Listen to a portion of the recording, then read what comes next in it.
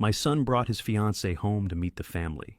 My wife glanced at the girl's cheap clothes, let out a cold laugh, and said in front of everyone, "This family isn't a place for some small-town girl looking for a rich life." I stayed quiet and looked away. But then my son grabbed her hand and proudly introduced her full name and college major. I froze. The wine glass slipped out of my hand and shattered. It was a last name I hadn't heard since 1999. And she was actually... This story isn't easy, but I believe it's worth hearing.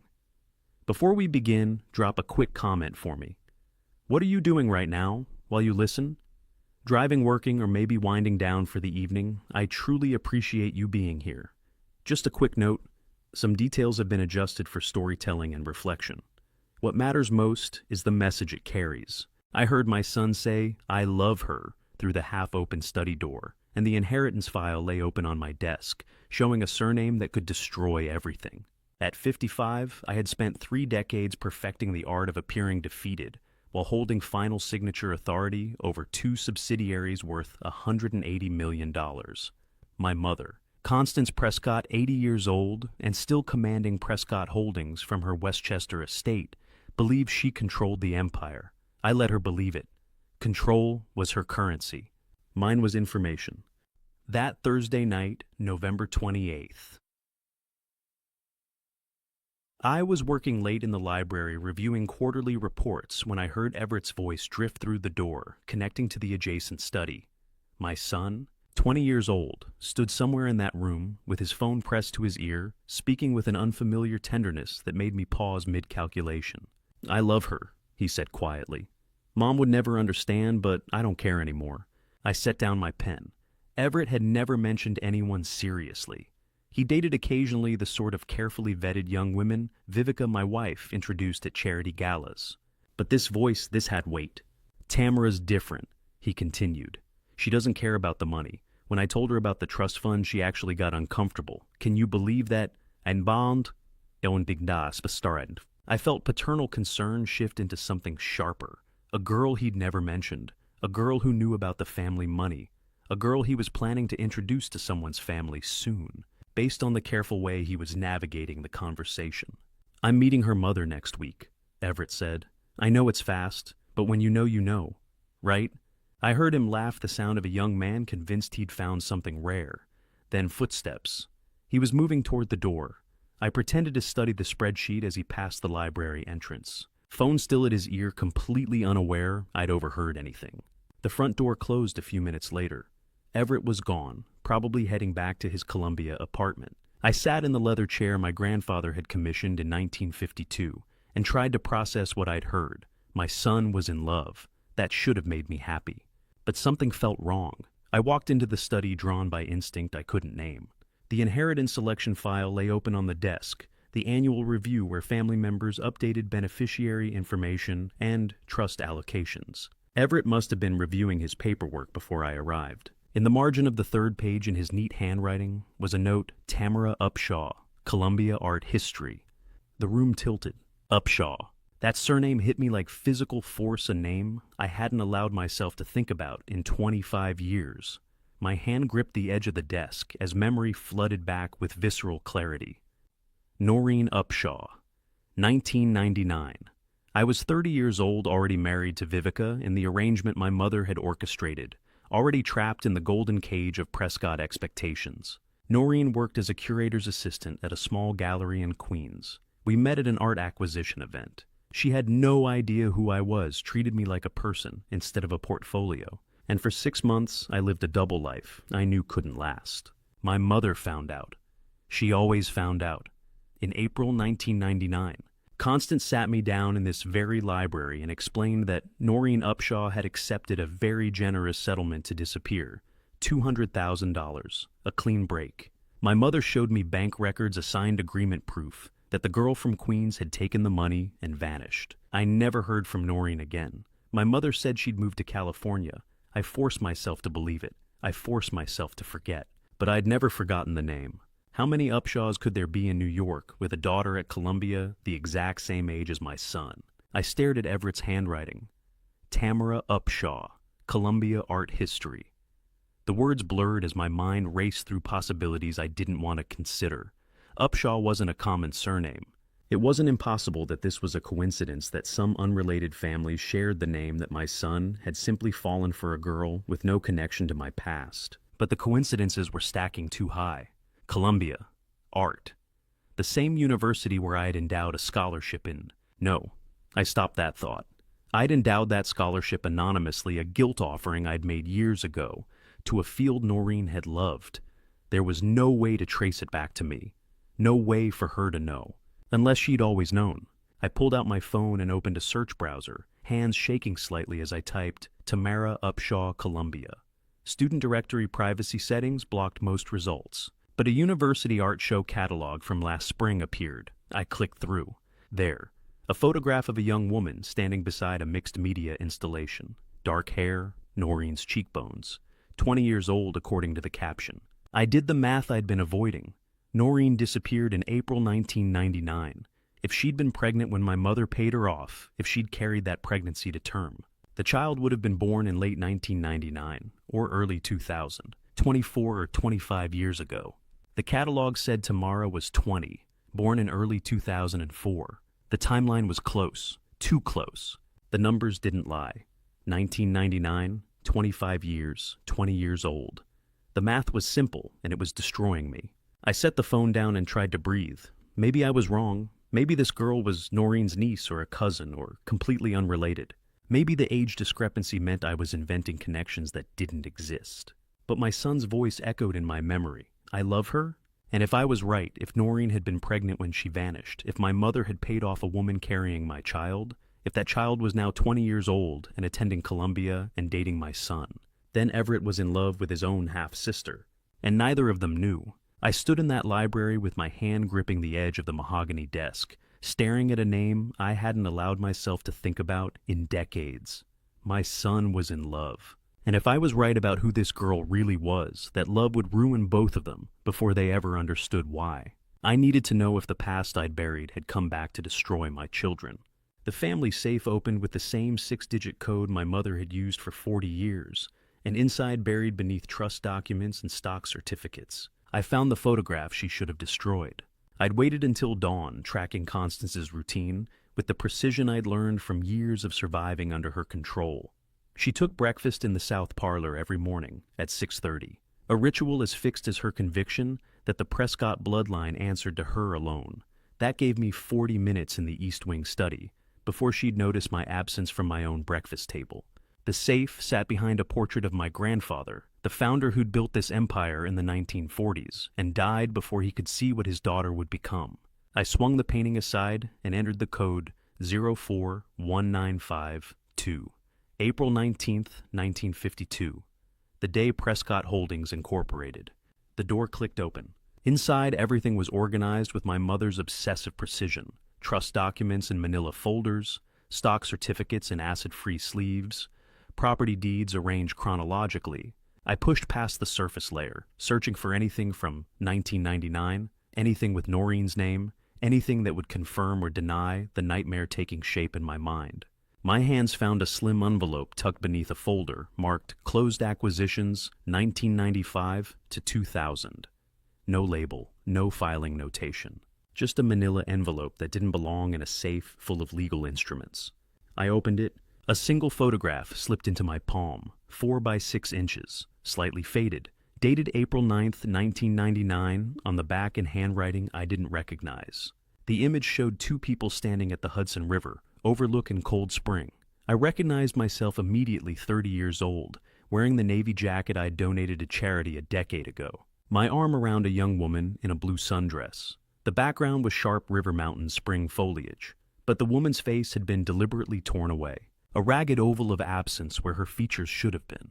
I remembered that dress. I remembered that afternoon. I remembered Noreen laughing as the wind caught her hair. Remembered thinking I would give up everything if it meant I could keep her. 2 weeks later, my mother told me Noreen had taken the money and disappeared. But she'd kept this photograph. Kept it for 25 years. Kept it hidden, but not destroyed. Filed under acquisitions like Noreen was just another asset to be managed and controlled.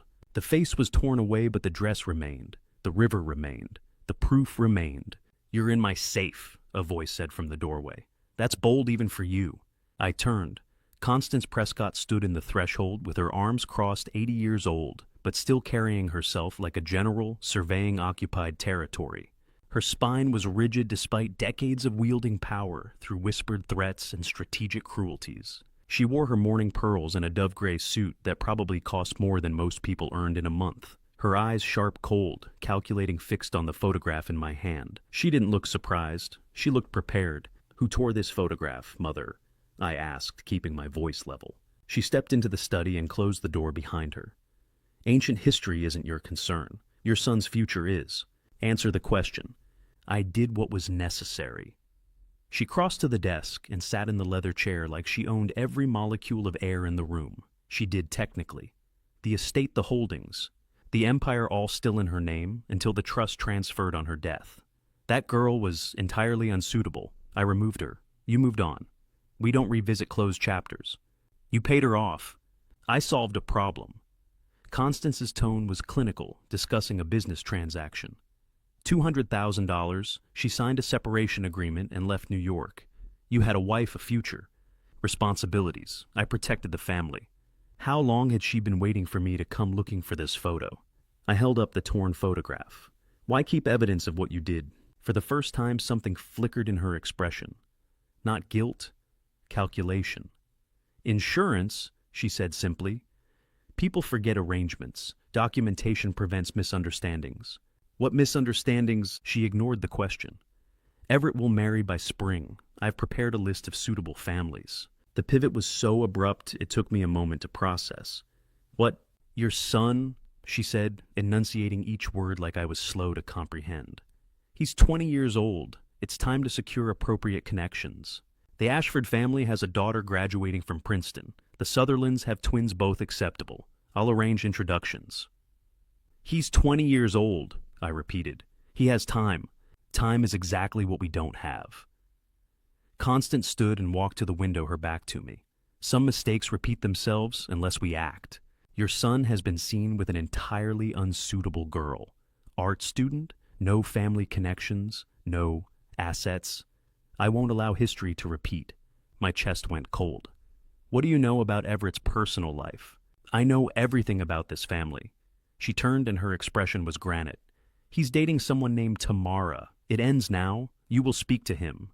You will explain that his future requires better choices. And he will marry someone from the approved list by June. 6 months. She was demanding my son marry a stranger in 6 months. And if he refuses, he won't refuse." Constance walked past me toward the door. "Because you'll convince him. You know what happens when Prescott men make romantic decisions without family approval. You lived it. You won't let your son repeat your mistakes." She said, "Some mistakes repeat themselves," and I understood she knew about Tamara all along. She paused at the threshold. "The photograph stays in the safe. Ancient history should remain buried. For everyone's sake." She left. The door clicked shut. I stood in the East Wing study holding proof that my mother had destroyed my relationship with Noreen 25 years ago. And now I understood the deeper truth. Constance wasn't just controlling, she was terrified. She knew Noreen had been pregnant. She knew there was another child. And now she was racing to bury that secret before Everett discovered he was in love with his own sister. My mother stood in the doorway with her arms crossed, already planning my son's wedding to a stranger. And I realized with cold certainty I had to find Noreen before Constance found them both. I drove north on Route 9 alone, without telling anyone where I was going, because the truth I was hunting could destroy my family before I ever understood how to protect it. The morning after finding that torn photograph, I'd spent 3 hours tracing Noreen through old museum employment records. She'd worked as an archivist specializing in Hudson Valley historical collections. By noon, I'd found an estate sale consultant in Cold Spring, operating under the name N. Caldwell. 20 years of experience in historical appraisal. The professional photo showed a woman in her 40s with dark hair pulled back, wearing reading glasses and a neutral expression designed to deflect attention. But I recognized the angle of her jaw, the way she held herself at a distance from the camera. Noreen had been 50 miles north for 2 decades, living in plain sight, under a name that wouldn't trigger any search my mother might run. I took an unmarked sedan, told my assistant I was visiting a property upstate, and drove. The Hudson River paralleled my route, gray and cold. I passed through small towns where family meant something different than shareholder value and inheritance structures. Cold Spring appeared as predicted, a main street of antique shops and cafes, historic architecture preserved for tourists. I parked 3 blocks from Caldwell Estate Services and walked. The office occupied a converted Victorian sharing space with an art gallery. Through the window, I could see shelves of cataloged items, the organized chaos of someone who sorted through other people's histories for a living. I went to the cafe 2 doors down and took a corner booth where I could watch the street. If Noreen was still the person I remembered, she'd take a late lunch around 2 o'clock. At 2:15, she emerged carrying a leather bag and a worn paperback. Noreen Upshaw, 44 years old, moved through the world with practiced invisibility, the careful anonymity of someone who had spent 25 years making sure no one looked too closely. She wore jeans and a dark sweater, her hair shorter than I remembered threading with gray. She looked like a small-town professional, unremarkable, and intentionally so. She pushed through the cafe door and stopped when she saw me. Fear flashed across her face, instant recognition, followed by the calculation of whether she could run, but she was 44, not 19. And survival instincts told her running would only confirm what I already knew. She crossed to my booth and sat without invitation. "Did you have my child, Noreen?" I asked. She set her bag down slowly. "You have no right to ask me that after 25 years of silence. I didn't know you were pregnant. My mother told me you took the settlement and left. Your mother paid me to disappear, $200,000 and a legal agreement that if I ever contacted you again, she would destroy me and take the child. I was 22, pregnant. With no family and a woman with unlimited resources threatening me. What would you have done? 25 years of silence sat between us, like a third person heavier than any truth we could speak. I would have fought for you," I said. "You were already married. You had responsibilities." Noreen pulled off her reading glasses. Without them, I could see the woman I'd known. "Why are you here now?" "My son is dating a girl named Tamara Upshaw." The color drained from her face. "Yes," she whispered. "I had your daughter. Your mother made sure you'd never knew. I raised Tamara alone, moved 6 times. In 5 years, changed my professional name. Built a life where Constance Prescott would never find us. And she has no idea who her father is because telling her would put her at risk. She's at Columbia. Full scholarship, art history. She earned it herself." Noreen's hands were shaking. "She's brilliant and kind and nothing like your family." "She's dating my son," I said. "They're in love, and they're half-siblings." Noreen closed her eyes. "No, how would they even... At same age, same campus, no idea they share DNA." I leaned forward. "My mother found out. She's demanding Everett marry someone else within 6 months. She knows Noreen. She's always known about Tamara." The cafe door opened. A young woman walked in dark hair and a ponytail, wearing a Columbia sweatshirt and carrying an overstuffed backpack. She headed straight for our booth. "Mom, I thought you were working until 3. She stopped seeing me. "Oh, sorry, I didn't mean to interrupt." Tamara Upshaw, 20 years old, stood 3 feet away with art history texts visible through her bag's open zipper, completely unaware that she was looking at her biological father for the first time.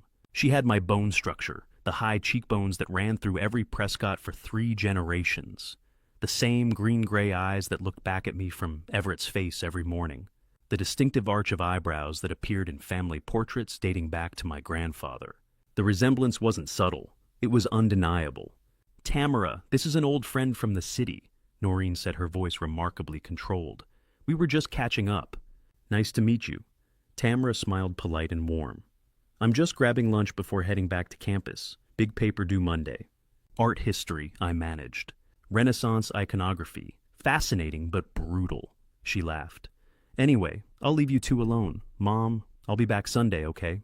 She ordered coffee to go, waved at her mother, and left. She smiled at me, her father, and had no idea. None at all. I watched my daughter walk out of that cafe to drive back to Columbia, where my son was waiting, where they had already met, where a love neither understood was pulling them toward catastrophe. Noreen's hand trembled as she gripped her coffee cup. "She mentions a boy sometimes," she whispered. "From her economics class. His name is Everett. Dean Wolf's office was 3 blocks from my corporate headquarters, close enough to reach in 8 minutes, far enough that no one from my world would ever notice I was there. I needed proof. Not speculation, not timeline calculations, not maternal instinct about my mother's capacity for cruelty.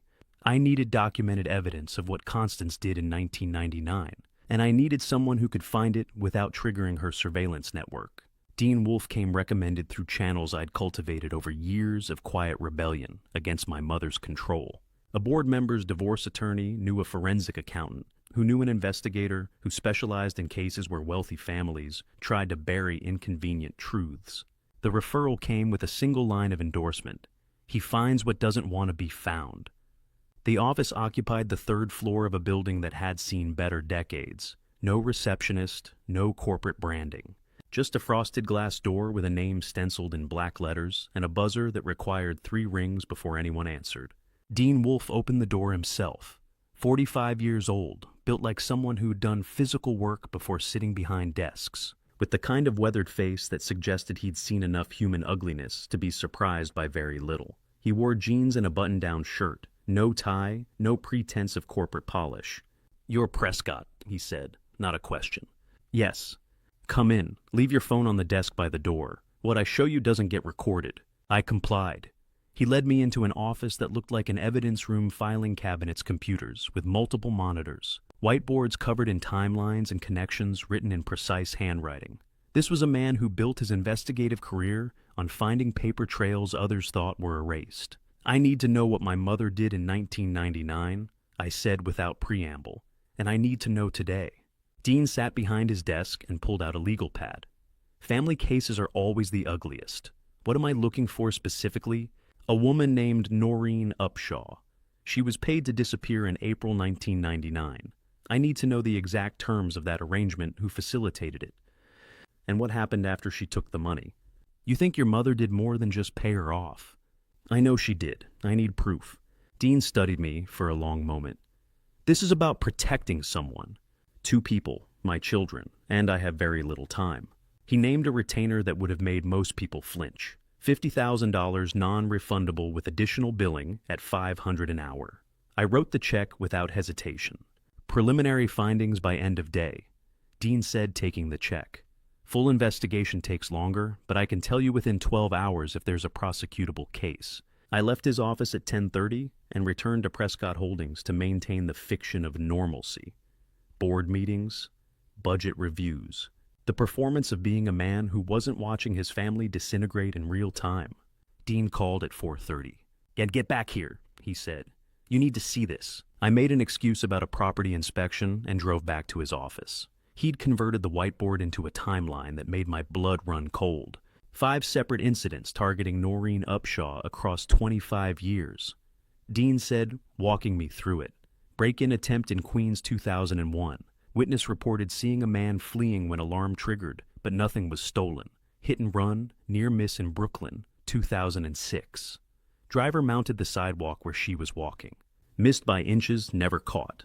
Apartment fire in Cold Spring, 2012. Arson investigators ruled it suspicious, but couldn't prove cause. Mugging attempt with a knife in 2018. Car brake tampering in 2023. I stared at the timeline. 5 attempts. 5 times someone had tried to kill Noreen. "My mother," I said. Dean nodded. "Pattern is consistent with professional hits made to look accidental or random. Each incident filed under different jurisdictions, so no one connected them. But aggregated, it's clear. Someone wanted Noreen Upshaw dead very badly. But she's alive. That's the strange part." Dean pulled up security footage on his computer. Every single attempt failed, not because she got lucky, because someone intervened. He showed me 3 separate files. The first was a police report from the 2001 break-in. Witness statement mentioned seeing 2 men, one fleeing, one pursuing. The second was grainy security camera footage from 2012 showing the apartment fire. In the background, barely visible, a figure in dark clothing helping residents evacuate before firefighters arrived. The third was crystal clear footage from 2023. A man in a dark jacket approaching Noreen's car in a parking garage, checking underneath, examining the wheel wells. Who protects a woman for 25 years without ever making contact, without ever asking for payment? "It's same person?" I asked. Dean zoomed in on the 2023 footage, enhancing the image until I could see the man's profile. 40s athletic build, professional movements that suggested military or law enforcement training. I cross-referenced witness descriptions from all 5 incidents, height, build, movement patterns. It's the same operative. This man has been keeping Noreen Upshaw alive since at least 2001, maybe earlier. I sat down heavily. Someone had been protecting Noreen for a quarter century. Through 5 assassination attempts orchestrated by my mother, someone had been there, watching, intervening, keeping her alive. Who would do that? I asked. Who would protect her for 25 years? Dean pulled up the clearest footage, the 2023 parking garage incident. The protector disabled whoever had tampered with Noreen's brakes, then vanished before police arrived. Professional, precise, committed.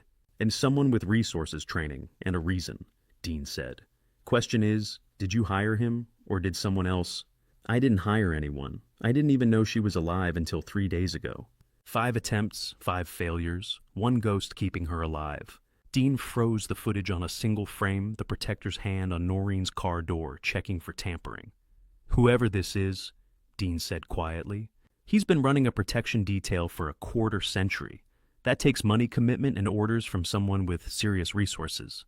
He looked at me. Did you hire him? Because if you didn't, someone else has been keeping your secrets alive. I needed to know if I had a guardian angel I didn't remember hiring, or if someone else had been playing a longer game than I understood. I invited my mother to dinner alone. No Vivica, no staff, just the 2 of us in the East Wing dining room, where she had taught me as a boy that power meant never showing your hand. The question Dean asked haunted me. If I hadn't hired the protector, who had someone with resources, had been keeping Noreen alive for 25 years. Someone who knew about the assassination attempts. Someone who cared enough to intervene 5 separate times across 2 decades. I needed to understand what my mother knew, and the only way to extract truth from Constance Prescott was to make her think she was still in control. The dinner was my idea, framed as quarterly estate business that required privacy. My mother accepted without suspicion. We'd done this ritual for years, formal meals where she updated me on trust modifications and succession planning, reminding me that she still held ultimate authority over the $180 million in assets I merely managed. She arrived at 7:15 wearing pearls and a charcoal suit, every inch the matriarch who had built an empire through calculated cruelty. We sat at opposite ends of the mahogany table, crystal glasses, sterling silver, the choreography of wealth that disguised the warfare underneath. For the first 20 minutes, I played the expected role. I discussed quarterly reports from the subsidiaries, property valuations in the Hamptons portfolio, dividend distribution strategies. She listened with the attention of a woman who had spent 80 years ensuring no detail escaped her scrutiny. Then I pivoted. Mother, I need to ask you about something from a long time ago. She set down her wineglass with precision. Business or family? Both. I've been thinking about 1999, about decisions that were made. No reaction. Her face remained composed, but I saw the fractional tightening around her eyes. She knew exactly what year I meant. 1999 was a significant year for Prescott Holdings, she said smoothly. We completed the Ashford merger, restructured the real estate division. What specifically are you questioning? Not the business, the personal. I leaned forward slightly. What happened to Noreen Upshaw in 1999? The name landed between us like a grenade. She didn't ask who, didn't pause to search her memory, didn't fumble for context. She knew exactly who Noreen Upshaw was. That woman was a gold digger who tried to trap you into a bad marriage. Constance said, her tone as polished as if she'd been waiting 25 years for this question. I protected you. The lack of surprise was damning. No confusion, no need for clarification. Just instant recognition and immediate deflection. Protected me how exactly? I asked. She took a deliberate sip of wine. You were 30 years old, married to Vivica, with responsibilities to this family. That museum girl had no breeding, no connections, no understanding of what our world requires. She was entirely unsuitable. You didn't answer my question. I convinced her to accept a settlement and leave New York. $200,000. She signed paperwork agreeing never to contact you again. She took the money and disappeared. End of story. The answer came too fast, too smooth. No hesitation, no searching for details from a quarter century ago. She had this response ready, polished, and waiting. How many times had she practiced these lies in the mirror, preparing for the day I would finally ask? Did you threaten her? I pressed. Constance's expression hardened. I did what any mother would do. I protected my son from a woman who would ruin him. You were building a future with appropriate connections. She was a distraction at best, a liability at worst. That's not an answer. That's a speech you've been rehearsing for decades. She set her napkin beside her plate with controlled precision. I don't know what you're implying, Kenton, but I suggest you remember who has maintained this family's position while you played at being the dutiful heir. That girl left because she was smart enough to take the money and recognize she didn't belong in our world. You're lying. The accusation hung in the air.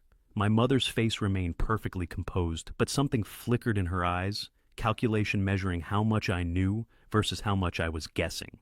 Tell me the truth, I said quietly. Did you force her to leave? Force is such a dramatic word. She picked up her wine glass again, the picture of aristocratic control. I presented options. I made clear the consequences of continuing an inappropriate liaison.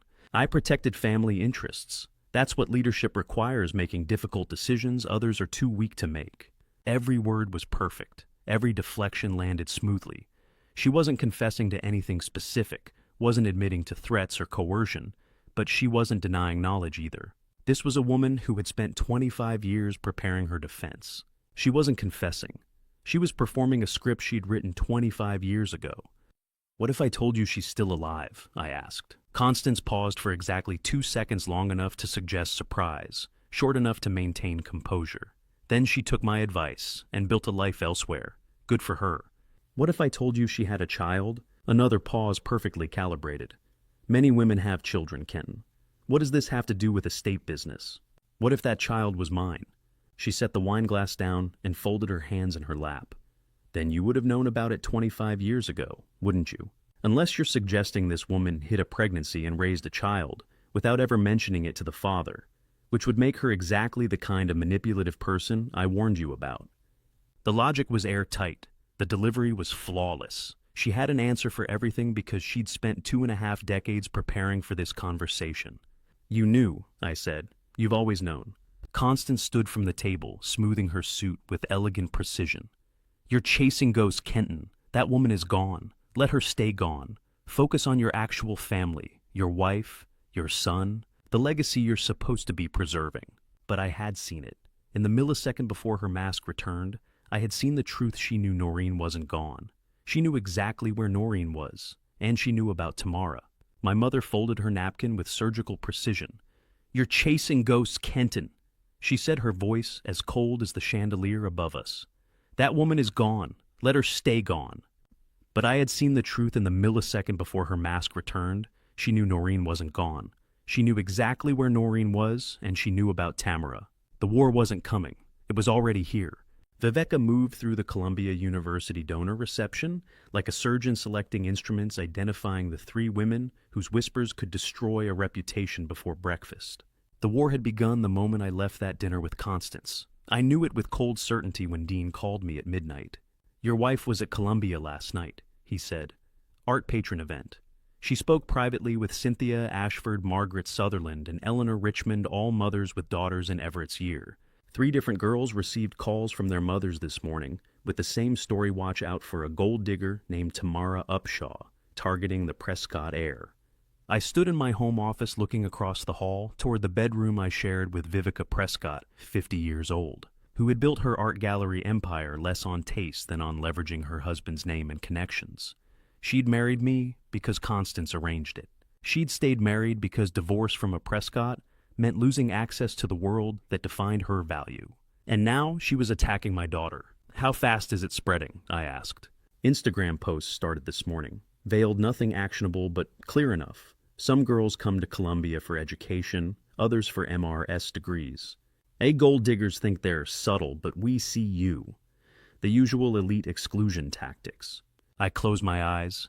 Viveka didn't know Tamara was mine. She thought she was protecting Everett from an unsuitable girl doing exactly what Constance had trained her to do: defend family position through social warfare. What's Tamara's exposure? I asked. She's visible. Scholarship student, no family money, dating the Prescott heir. She's the perfect target for this kind of campaign. And she has no defense infrastructure, no connected parents, no donor relationships, no social capital to fight back. Monitor it, I said. I want to know every move. Over the next 48 hours, I watched my daughter suffer from a distance I couldn't close without revealing everything.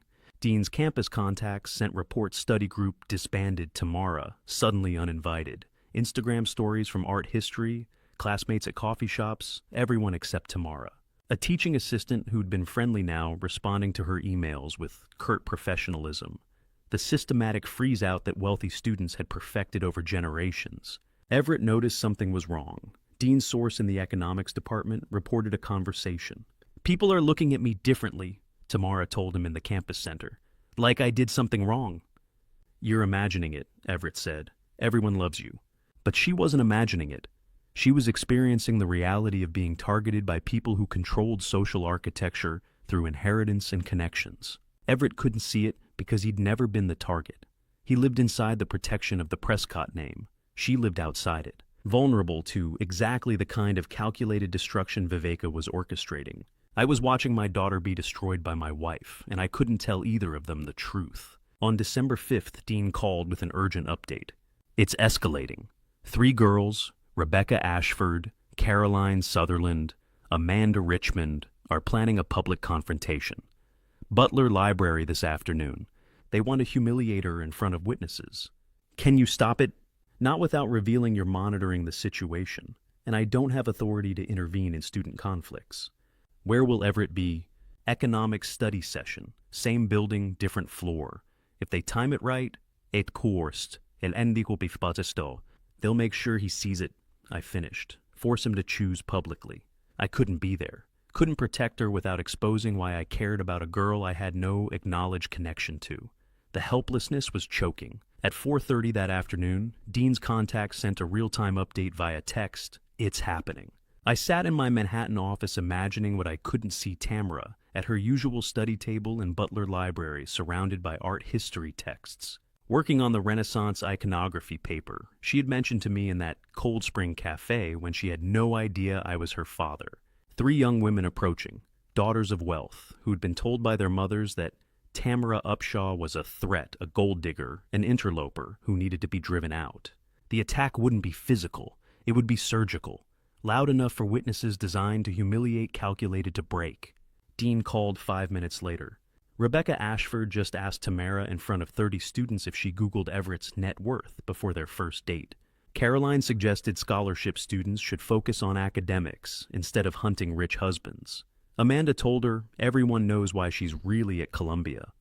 The attack wasn't whispered anymore. It was shouted in a library full of witnesses. "What did Tamara do?" I asked. Tried to defend herself quietly, told them they didn't know anything about her relationship. But the damage is done, everyone's watching, phones are out. This will be all over campus by tonight. And Everett... Dean paused. He walked in 30 seconds ago. He's standing at the entrance to the reading room. He can see everything. I gripped the phone, imagining my son frozen 10 feet from the girl he loved, watching her be torn apart by his own social class, calculating the cost of intervention. If he defended her, he confirmed the relationship, made it real, made it something his family would actively destroy. If he stayed silent, he protected himself, maintained plausible deniability, let her suffer alone. The choice would define who he was. "What's he doing?" I asked. "Nothing yet, just watching." Everett stood 10 feet from Tamara's table, watching 3 students tear apart the girl he loved, and I knew exactly what he was calculating. Defend her and confirm the relationship his family would destroy, or stay silent and protect himself. The choice he made in that library would define who he was, and I couldn't be there to tell him the truth that would make the choice impossible. The social war was destroying my daughter while I hunted for proof of the conspiracy that created her. The surveillance room behind the East Wing Library had been my secret for 12 years installed, after my mother tried to remove me from the truss cameras hidden in crown molding. Microphones disguised as smoke detectors, everything Constance thought she controlled, quietly feeding into drives she never knew existed.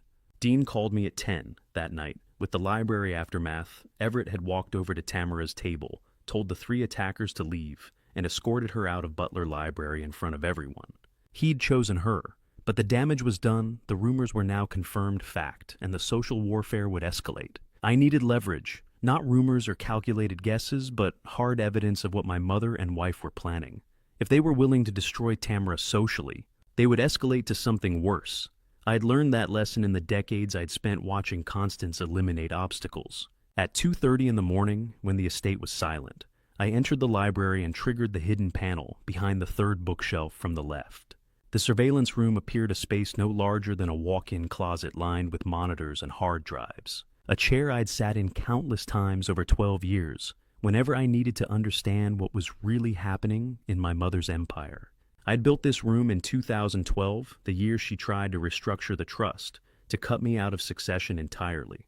She'd failed, but the attempt taught me a critical lesson. The only way to survive Constance Prescott was to know everything she thought was secret. So I'd hired contractors she couldn't trace, installed a system she couldn't detect. And for 12 years, I'd been recording every conversation in every room except the bedrooms. Every dinner, every meeting, every whispered conspiracy. I pulled up footage from the past 72 hours and started scanning. Constance's study, the dining room, the East Wing parlor, anywhere she and Vivica might have met to discuss their strategy. At 3:15 a.m. I found it. December 6th, 1:03 in the morning, Constance's private study. Vivica entering through the door she thought was locked to everyone else. Both women believing they were completely alone. I put on headphones and hit play. Viveca's voice came through crystal clear. The Columbia strategy is working. She's isolated, humiliated. The art history department is freezing her out of study groups. But Everett still defends her. Constance sat in her leather chair, the one that had belonged to my grandfather. Humiliation isn't enough. The girl knows too much even if she doesn't realize it yet. What do you mean she knows too much? She has her mother's face. Anyone who looks carefully will see the resemblance to Kenton. If she starts asking questions about her father, if she traces her own history, you think she knows? I think she's dangerous whether she knows or not. Constance leaned forward. Social warfare buys us time, but it doesn't solve the fundamental problem. That girl exists. As long as she exists, she's a threat to family stability. I was listening to my mother and my wife plan the murder of my daughter, and they had no idea I was their audience. Viveca's response came carefully. What are you suggesting? I'm suggesting we handle this the way we should have handled it 25 years ago, permanently. A pause on the recording. Then, Viveca. I have people who can make problems disappear. They've done it before. It would need to look natural, accident depression, something that doesn't invite investigation. Can they move quickly? How quickly? Constance's answer was cold. Before Christmas, before Everett does something stupid like proposing to her, before she figures out who she is and makes claims on the family. My hand gripped the edge of the desk. They were planning this with the same clinical detachment they had used to discuss property acquisitions. Staging an accident takes planning, Viveca said. Resources? These people don't work cheap. How much? For a clean job, $12 million, half up front, half on completion. $12 million. The number landed like a physical blow. They were putting a price on my daughter's murder. Constance didn't hesitate. I'll arrange the transfer. Offshore accounts untraceable. But I want it done before winter break. Students scatter, people disappear for holidays. It's the perfect window. Accident or suicide? Viveca asked.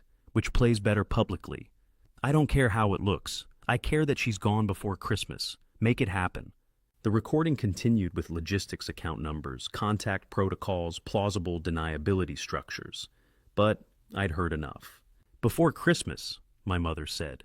2 weeks. They had given my daughter 2 weeks to live. I stopped the playback and sat in the darkness, forcing myself to breathe. They were going to kill Tamara. Not eventually, not as a last resort, but immediately. Within 2 weeks.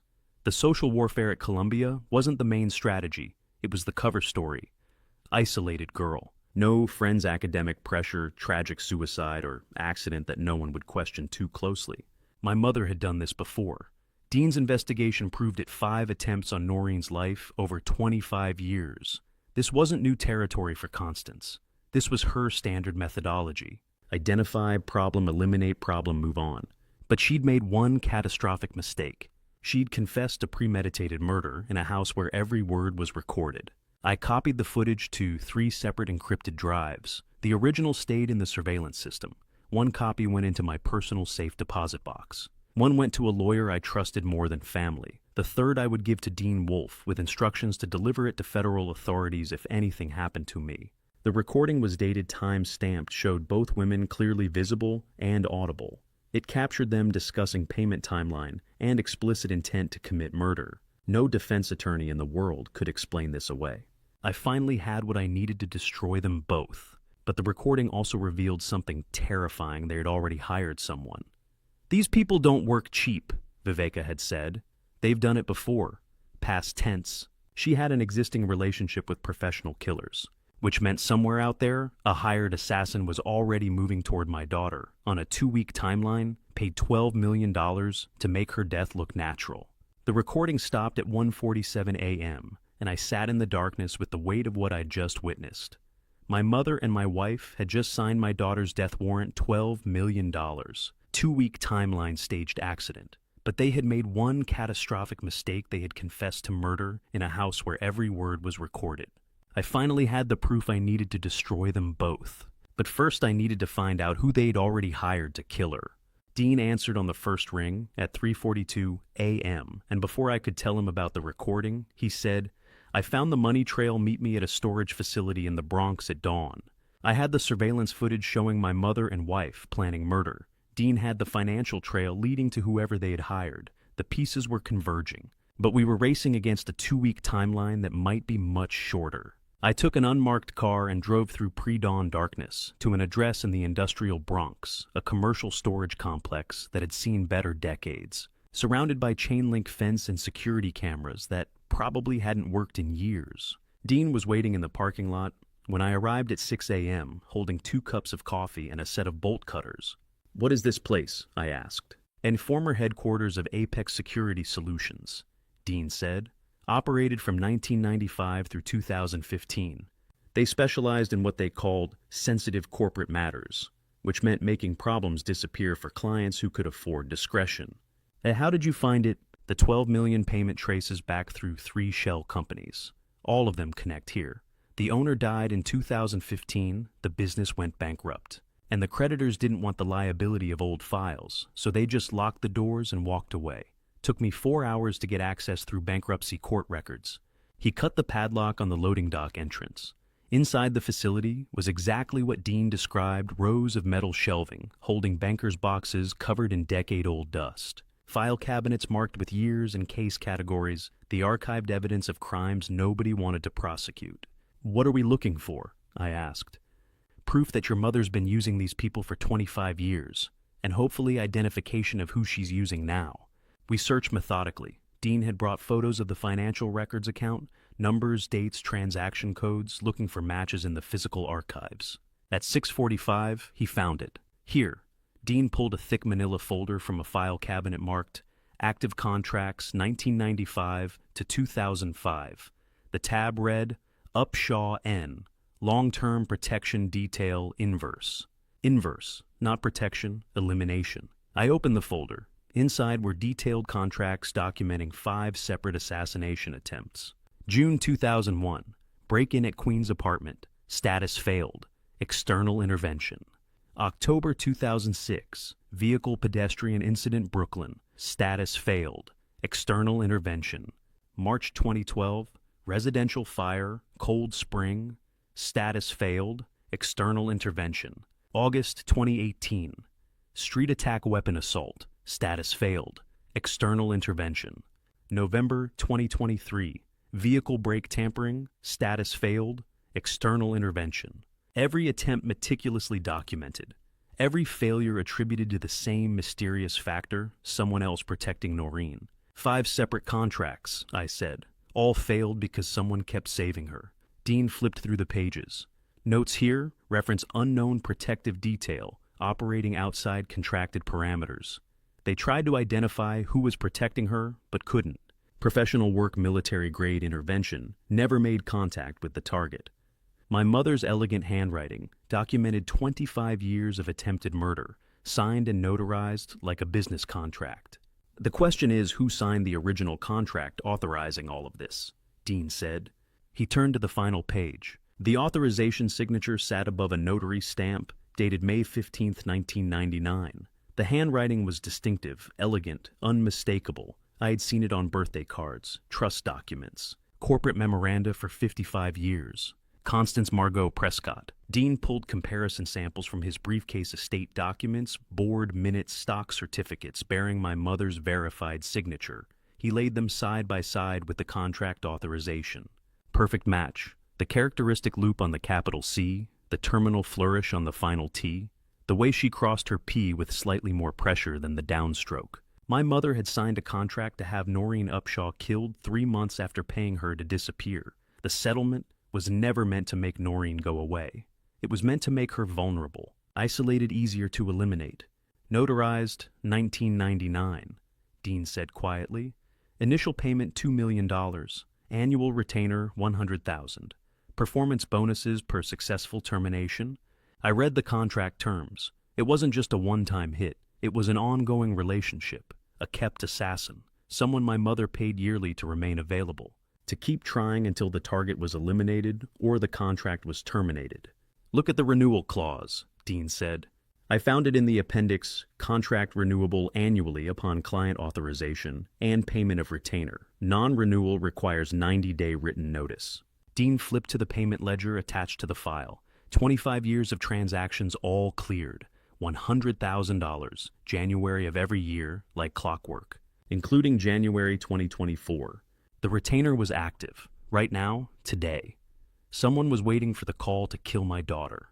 She's been paying this assassin for 25 years, I said, and he's still under contract, which means the $12 million payment isn't hiring someone new, Dean said. It's activating someone who's been on retainer for decades, someone who knows the target, knows the pattern, knows how to make it look natural. My hands were shaking. The clinical precision of it was overwhelming. My mother hadn't just tried to kill Noreen once and moved on. She'd maintained a professional relationship with a killer for 25 years, renewing annually, keeping him available for the moment when elimination became necessary again. Dean turned to the final ledger entry. Look at this. December 6th, 2024, 2 lines. Activation bonus $500,000. Wire confirmed. Final payment upon completion, $11,500,000. Held in escrow. The same night I'd recorded Constance and Vivica's conversation. The same night they had discussed the 2-week timeline. They hadn't just planned the murder. They had already activated the killer. Dean turned to the appendix pages showing payment ledger. 25 years of $100,000 deposits all cleared. But the final entry made my blood stop. December 6th, 2024. Activation bonus, $500,000. Wire confirmed. The same night I recorded Constance and Viveka's conversation. They hadn't just planned the murder. They had already activated the killer. My daughter had maybe days, not weeks, and I didn't know who was coming for her. Through the surveillance feed, I watched my mother arrange papers on her desk like a prosecutor preparing for trial. And my 20-year-old son walked into her study with no idea he was about to be dismantled. The assassin was activated. Somewhere out there, a professional killer was moving toward Tamara on a timeline I couldn't predict. I needed Dean to identify who from the contract files, needed to establish protection, needed to act. But first, I had to witness this Constance's next move in real time, captured on cameras she still didn't know existed. Everett had been summoned for what Constance called an important family meeting regarding his future. He arrived at 7:30, dressed in the casual confidence of someone who'd never been truly afraid of his own grandmother. Viveka was already there, seated beside Constance in a show of unified parental authority. I watched from the surveillance room as my mother smiled, the expression she used when she was about to destroy someone while convincing them it was for their own good. "Everett, sit," Constance said. "We have extraordinary news." He sat across from them, cautious but curious. "What kind of news?" "The London School of Economics has a specialized program," Constance began. 3 years highly selective full scholarship. Only 10 students accepted globally. I pulled considerable strings to secure your placement. A's? I saw Everett's expression shift, flattered then, suspicious. LSE? That's prestigious, but what? Viveka asked. Most students would be grateful for this kind of opportunity. Why now I'm in the middle of junior year? This doesn't make sense. Constance leaned forward. Because opportunities like this don't wait. You leave January 10th, 3-year commitment with guaranteed placement in top London financial firms afterward. This is your path to independence, Everett. Real independence, not the trust fund allowance you've been living on. I could see him calculating. January 10th was 5 weeks away. 3 years in London meant 3 years away from Colombia, away from Tamara. This is about her, Everett said quietly. This is about Tamara.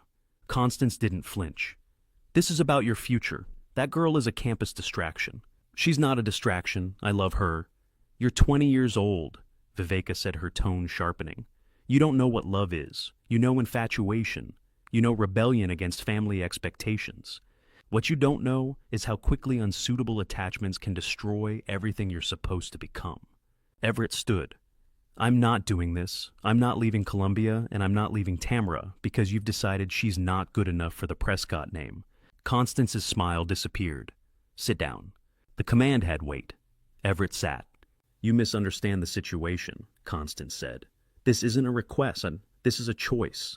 Accept the LSE program and end your inappropriate relationship with that girl, or lose everything. Trust fund access, frozen immediately. Columbia connections severed. I sit on 3 boards that fund your scholarships. The Prescott name, which has opened every door you've walked through, weaponized against you instead. You can't. I absolutely can, and I will. Constance's voice was ice. You're not the only one at risk here, Everett. That girl Tamara has built a fragile position at Columbia. Scholarship student. No family support, already socially isolated, thanks to recent rumors. How long do you think she'd survive a formal investigation into academic fraud, criminal accusations of using false credentials, a very public expulsion? I was watching my son be broken by my mother, and I couldn't stop it without revealing everything, including the truth that would destroy him. Everett's face went pale. She hasn't done anything wrong? That's irrelevant, Viveka said. What matters is what we can make people believe. Refuse this opportunity and we'll make sure that girl never works in this city again. We'll make her name synonymous with fraud. Every future employer will see the accusations first. This isn't about protecting me, Everett said. This is about control. This is about you choosing wisely between a girl and your entire future, Constance said. You can go to London, build a real career, and spare her the consequences of your stubbornness. Or you can cling to campus romance and watch us destroy her completely. The trap was perfect. Everett could defy them and lose everything while watching Tamara suffer worse, or he could comply and believe he was protecting her through distance. My mother was a master. She'd framed surrender as noble sacrifice. Everett sat in silence for a long time. I could see him aging in real time, the weight of impossible choices pressing down on 20-year-old shoulders. If I sign this, he finally said, his voice hollow, you leave her alone completely. You have my word, Constance said. The girl will be untouched. The pause before untouched was deliberate, a promise that meant nothing. Viveka slid papers across the desk. Study abroad agreement, departure January 10th, 3-year commitment, sign here. The pen touched paper. My son signed away his future to save the sister he didn't know he had. His hand shook as he wrote his name. Viveka witnessed the signature, making the document legally binding. Everett didn't look up, just pushed the papers back across the desk and stood. Can I go? He asked. Of course, Constance said warmly. And Everett, you made the right choice. You're protecting her from something much worse than a broken heart. He left without responding. The door closed behind him with quiet finality. I had recorded the entire extortion. Every threat, every manipulation, every illegal coercion captured on surveillance that would stand up in any court. Evidence that would destroy both Constance and Viveka completely. But I'd paid for that evidence with my son's devastation. Constance waited exactly 10 seconds after Everett's departure. Then she turned to Viveka with the cold smile I knew too well. The boy's handled, she said. Now proceed with the permanent solution. I want the Upshaw girl gone before he leaves for London. No delays, no failures this time. Viveka nodded. I'll confirm the activation. Target timeline within 72 hours. Make it look natural. Accident suicide. Something that won't invite investigation. It's already arranged. Everett left the study with slumped shoulders, believing he'd made a noble sacrifice. Constance waited until the door closed, then turned to Viveka with a cold smile I could see perfectly on camera. The boy's handled, she said. Now proceed with the permanent solution. I want the Upshaw girl gone before he leaves for London. The false defeat was complete. My son thought he'd protected Tamara by leaving, but he'd just removed the only witness who might notice when the assassin moved. I scheduled the meeting for 2 p.m. on December 10th at the trust offices in Westchester, sent formal invitations to my mother and wife, and spent the morning practicing how a defeated man holds his shoulders. 72 hours. That's what Constance had given the assassin. I'd watched the surveillance footage 3 more times, memorizing every word, every gesture, building the case I would eventually use to destroy them both. But first, I needed them overconfident victorious, certain they'd won. The trust attorney's conference room overlooked rolling hills that had belonged to Prescott family interests since the 1940s. Oak paneling, leather chairs, the architectural language of old money that believed itself permanent. I arrived early and positioned myself at the far end of the table, not the head where authority sat, but 3 seats down where someone surrendering territory might choose. I wore a suit that needed pressing, carried documents in folders that looked hastily assembled, let exhaustion show in my posture. Constance and Vivica arrived exactly on time. My mother wore her pearl gray suit, the armor of executive power. Vivica carried a designer bag that probably cost more than most people earned in a month. They expected confrontation. Instead, they found me staring at paperwork like a man who'd run out of fight. Thank you for coming," I said, not standing. "I called this meeting because I've been fighting battles I can't win. It's time to acknowledge reality." Constance sat at the head of the table, her natural position. "This is unexpected. What exactly are you proposing? A restructuring that gives you the control you've always believed you should have." I slid documents across the polished wood. Everett's decision to study abroad was a wake-up call. I've been so focused on managing the business that I lost sight of what matters: family harmony. The trust attorney, a man named Harrison who'd worked with Prescott Holdings for 15 years, reviewed the documents I'd prepared. His expression was carefully neutral, but I could see the surprise. He'd expected me to fight any transfer of authority, not initiate it. How long would it take them to realize that a man who built a surveillance empire would never surrender without embedding his own insurance? Vivica studied the cover page. "What are these subsidiaries?" "The Media Acquisition Division and the European Real Estate Portfolio," I said. "Combined asset value of $340 million. I'm proposing operational control transfers to a family oversight board chaired by Constance. All major decisions would require board approval." Constance read more carefully now. "And your role: advisory, legal compliance oversight. The structure allows board majority rule on operations." I paused as if the next words cost me. "I retain certain signature authorities for regulatory requirements, but effective control would be yours." It was perfect bait. The language appeared to grant her power, while burying my veto authority in technical clauses about fiduciary responsibility and legal mandates. Harrison had helped me craft it unknowingly, believing I was genuinely seeking compromise. "Why now?" Vivica asked. 2 weeks ago, you wouldn't have considered this." 2 weeks ago, I thought I could manage everything alone. Then I watched my son choose London over Colombia because of family conflict. I don't want Everett's future destroyed because I was too proud to admit my mother's judgment might be better than mine. The lie tasted like ash, but I delivered it with the conviction of a man who'd lost. Constance reviewed every page. She was thorough, always had been. But she was also reading through the lens of victory, seeing what she wanted to see: her son finally capitulating, finally acknowledging her superior position. "The trust attorney can verify the legal structure," I said. "I want this done correctly." Harrison nodded. "The documents are legally sound. The operational transfer is clear. Mr. Prescott retains certain authorities related to regulatory compliance and fiduciary duty standard NTZ. Structures like this, but daily management and strategic decisions would indeed rest with the family board." Constance set the papers down. "This is a good start. A start, not acceptance." I'd known she'd push for more. "But it's incomplete," she continued. "If we're restructuring for family harmony, we need to be thorough. I want full trust administration and permanent appointment irrevocable." Vivica leaned forward. "And the Manhattan penthouse should transfer to my name. I've supported this family for 25 years. Call it compensation." They didn't want reconciliation. They wanted annihilation. I let the silence stretch, appearing to absorb the additional demands with the defeated expression of someone who'd already surrendered the important battles and couldn't muster energy to fight over details. "Those are significant changes," I said quietly. "I need time to review with counsel. How much time? Constance asked. A week, maybe 2. The trust administration role requires board approval across multiple entities. 1 week, Constance said. It wasn't a negotiation. I nodded slowly. I'll have revised documents prepared. Harrison began collecting papers. I'll draft the amendments for review. Given the scope of changes, we should schedule a follow-up meeting for December 17th. Constance stood, and the meeting was over. She'd gotten what she came for: total capitulation and a timeline for complete victory. Viveka gathered her things, already mentally spending the penthouse sale value. This is the right decision, Kenton. Family should come first. They left together, my mother and my wife, discussing their triumph in voices just loud enough for me to hear through the closing door. Harrison stayed behind, organizing documents.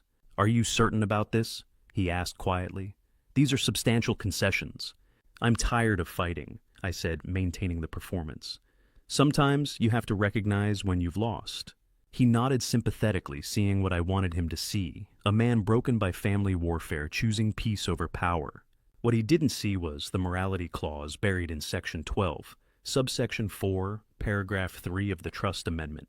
Language preserving my authority to freeze all assets within 24 hours upon documented proof of domestic violence conspiracy to harm family members, or financial fraud against trust beneficiaries. Constance and Viveka left the trust office with triumph written across their faces, already planning how to spend the fortune they believed they'd seized.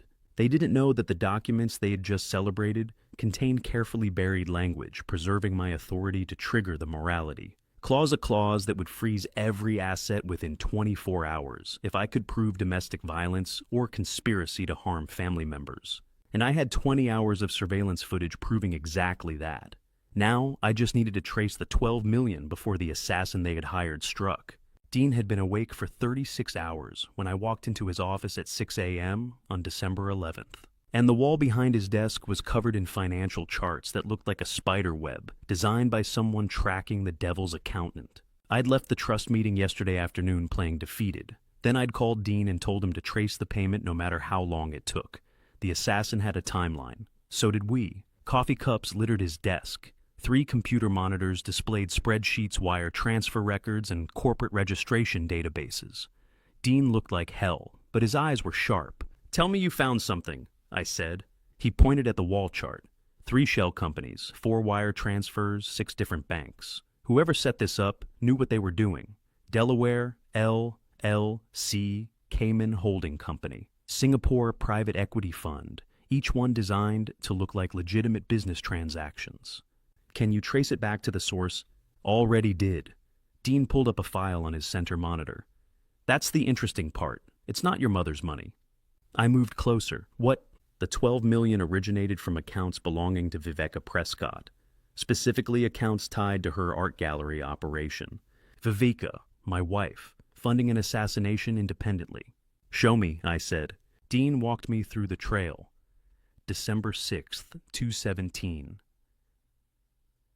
AM wire transfer of $4 million from Viveka Margot Gallery, limited to Delaware Shell Company Coastal Asset Management. Same day, 4:33 a.m.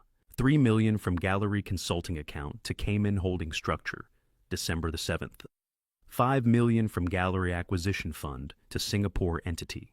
Her gallery generates $8 to $12 million annually, Dean said. High-end contemporary art sales, private commissions, consulting fees from wealthy collectors. She's been building personal wealth separate from the Prescott marriage for 2 decades. Prenuptial agreement gave her complete control over business income. Why would Viveka use her own fortune to fund murder unless she had something to gain beyond just pleasing Constance? She's not just helping my mother, I said. She has her own agenda. Looks that way. This level of financial independence suggests she's been planning something for a long time, and spending $12 million of her own money means she expects a return on investment. I thought about the trust meeting yesterday, Viveka demanding the Manhattan Penthouse Art Gallery endowment's control over cultural assets. She wasn't just supporting Constance's play for power. She was positioning herself for a share of the spoils. Where did the money go after the shell companies? I asked. That's where it gets clearer. Dean pulled up offshore banking records. Final destination account registered to Meridian Strategic Solutions, security consulting firm based in Geneva. Offices in 12 countries specializes in executive protection. We're in threat elimination. I finished. Dean nodded. They're careful. Everything appears legitimate on paper: bodyguards, risk assessment, corporate security. But if you know what to look for in their account activity, you see the pattern. High-value payments structured as consulting fees, activation bonuses, escrow arrangements tied to measurable outcomes. He showed me the Meridian account ledger.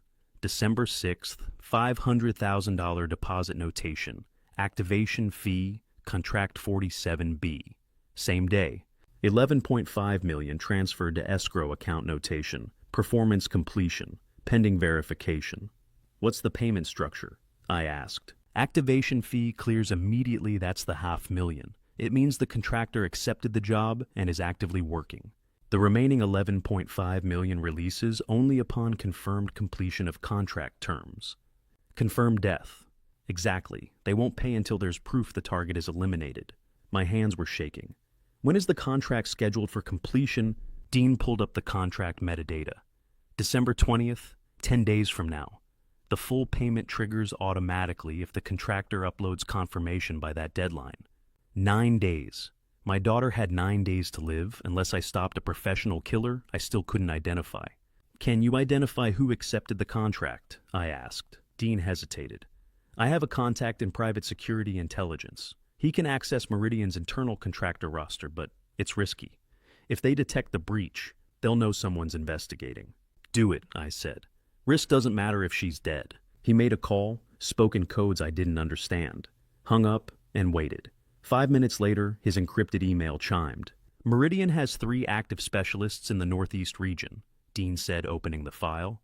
One of them accepted a contract activation, December 6th. The profile loaded on screen.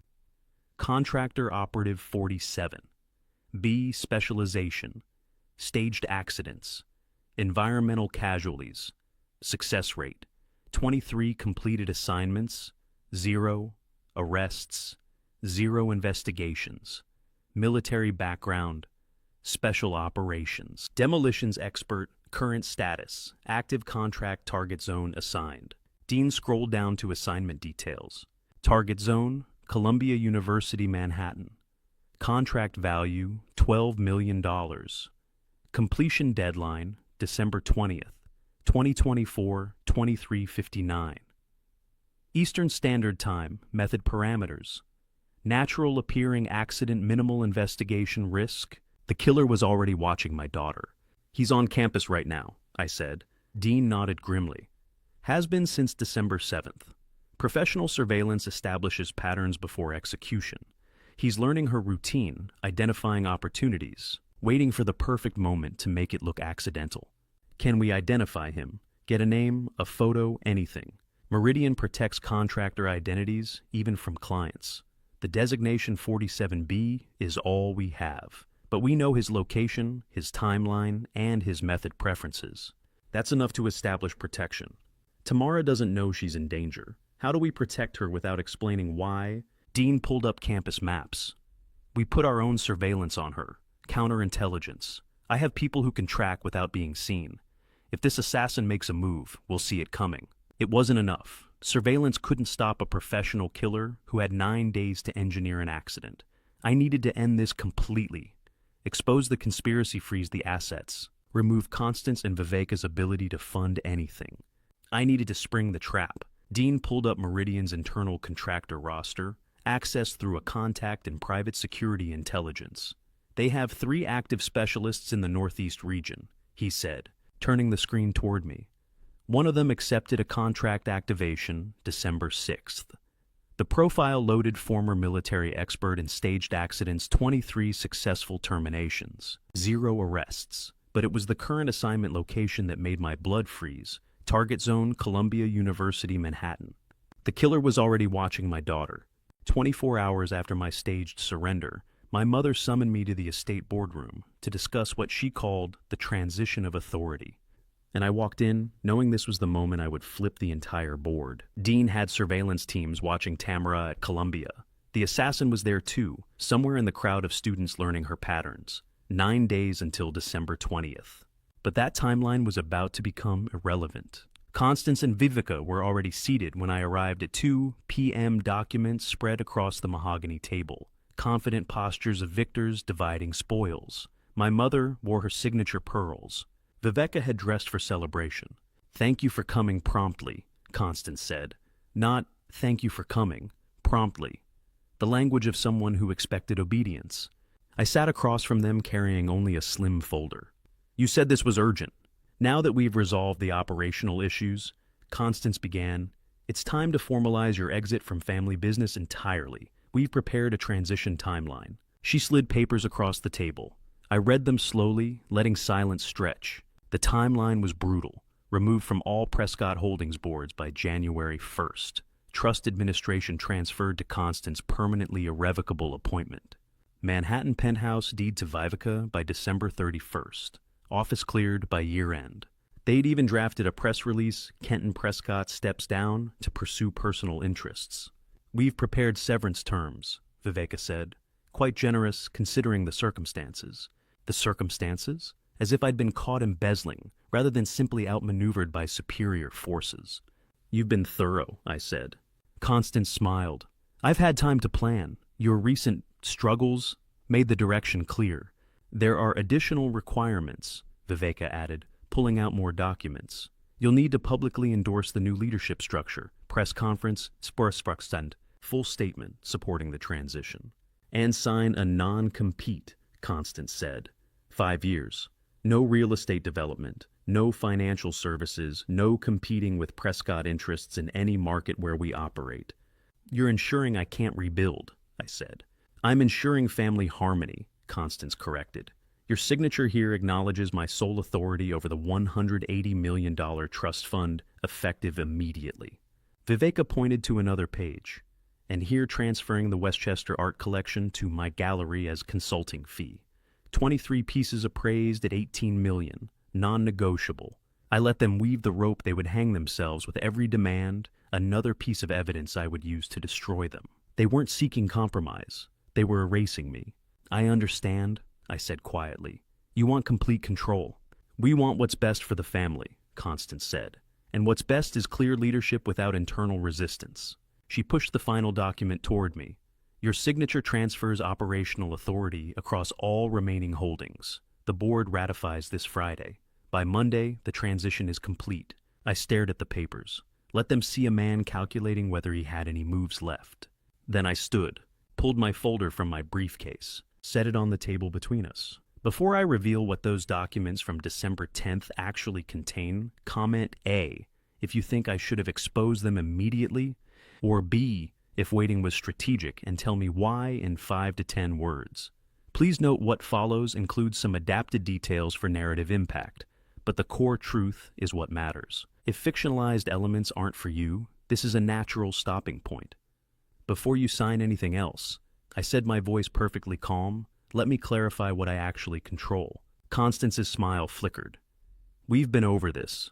The December 10th agreement transferred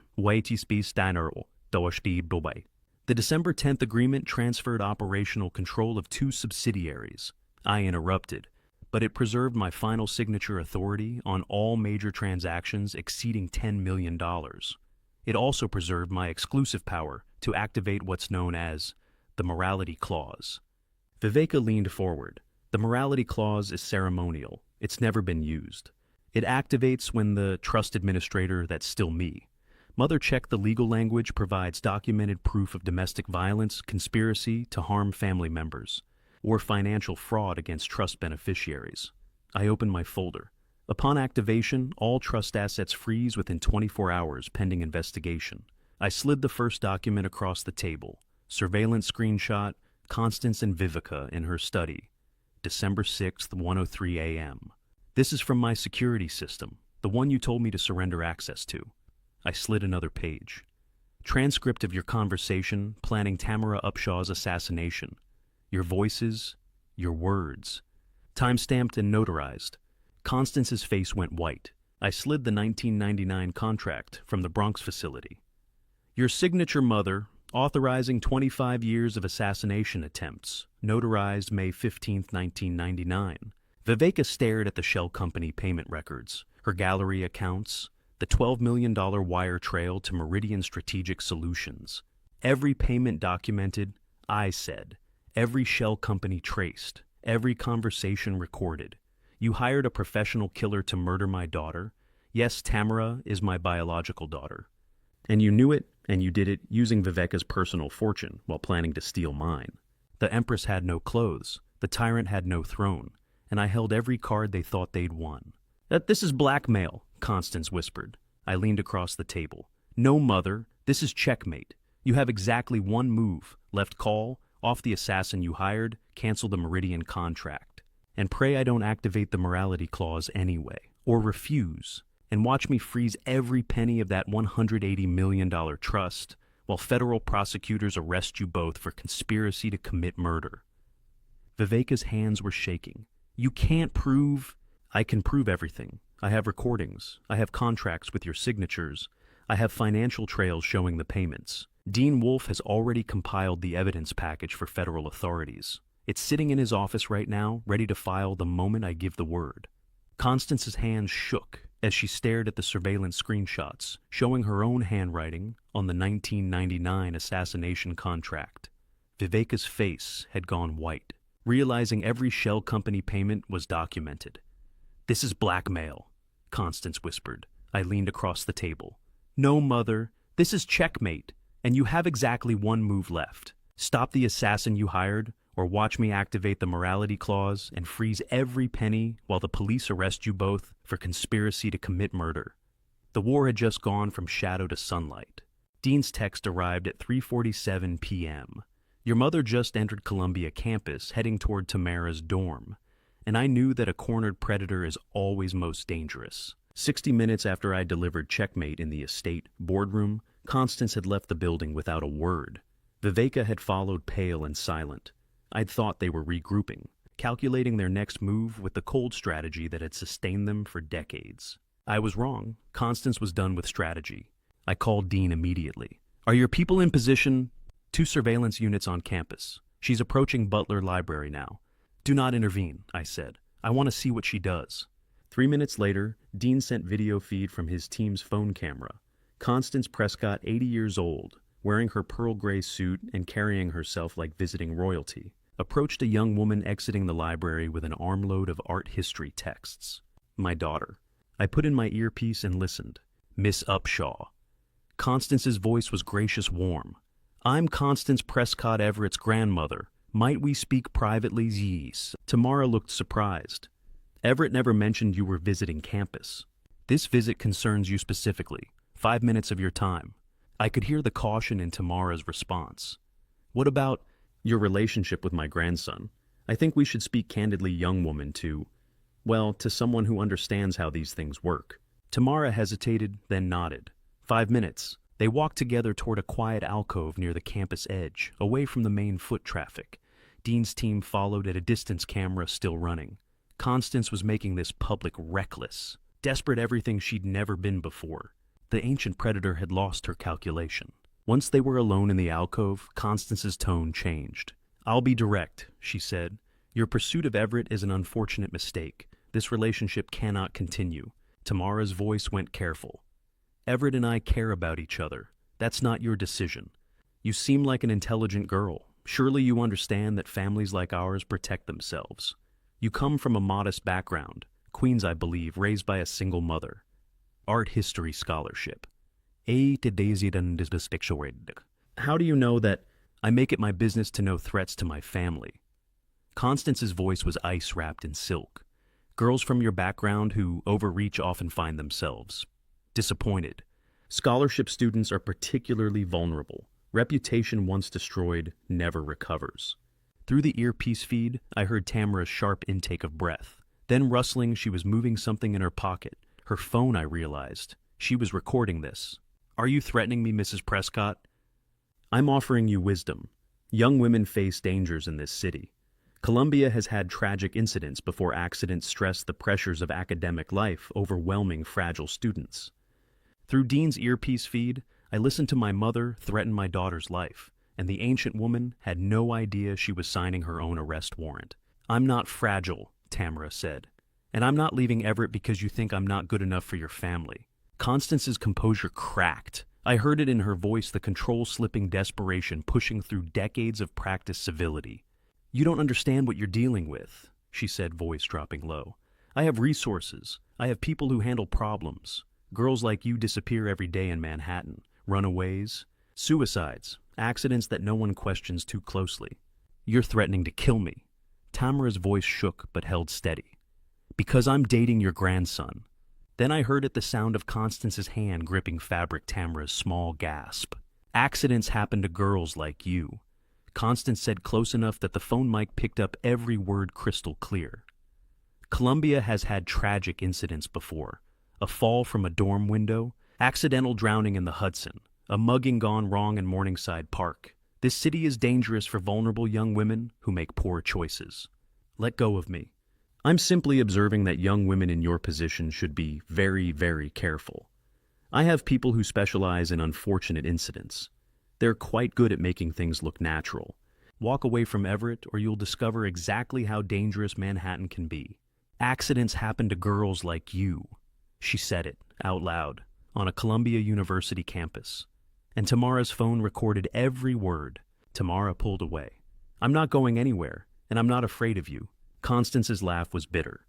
"Then you're more foolish than I thought. Remember this conversation, Miss Upshaw. Remember that I gave you a chance to do this the easy way." Footsteps, Constance walking away.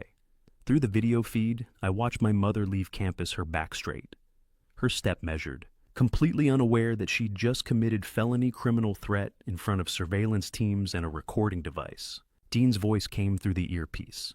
"She's clear of campus. Our teams have the encounter documented from 3 angles, audio and video."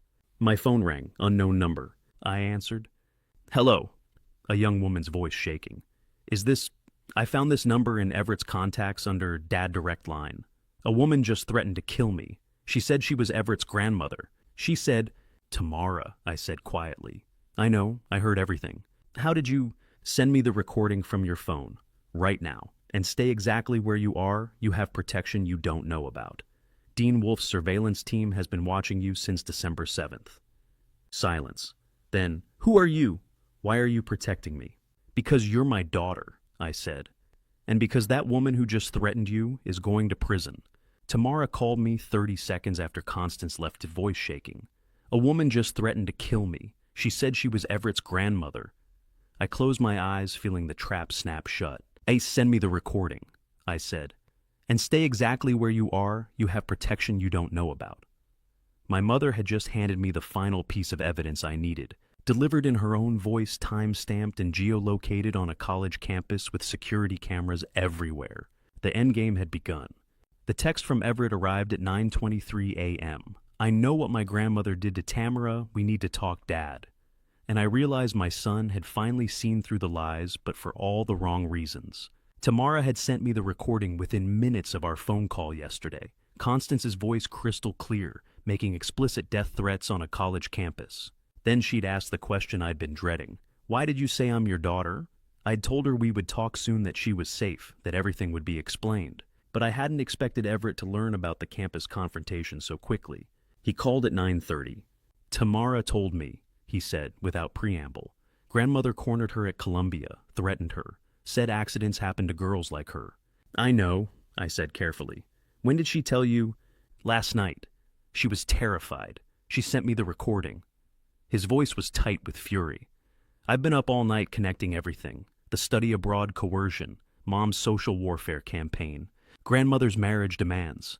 This wasn't about protecting me. It was about destroying anyone who threatened their control." My son had seen the pattern. He'd assembled the evidence, recognized the systematic manipulation. He just didn't know the real reason behind it. "What are you going to do?" I asked. "I'm meeting Tamara this afternoon. We need to decide if we're strong enough to fight my family, or if loving each other means letting go." The decision I'd been hoping to prevent. "Everett, there's more to this than you. I know there's more. I know grandmother is capable of actual violence. I know they'll never stop trying to separate us. That's what we need to talk about." He hung up before I could say anything else. Dean called 10 minutes later. "Your son just texted Tamara requesting a meeting at the coffee shop near campus, 2 p.m. Should we intervene?" "No," I said. "Let them talk. but keep surveillance close. The assassin is still out there. At 2 p.m., I watched through Dean's remote feed as my children met in a quiet corner of the coffee shop. Everett looked exhausted. Tamara looked haunted. "I'm sorry," Everett said immediately.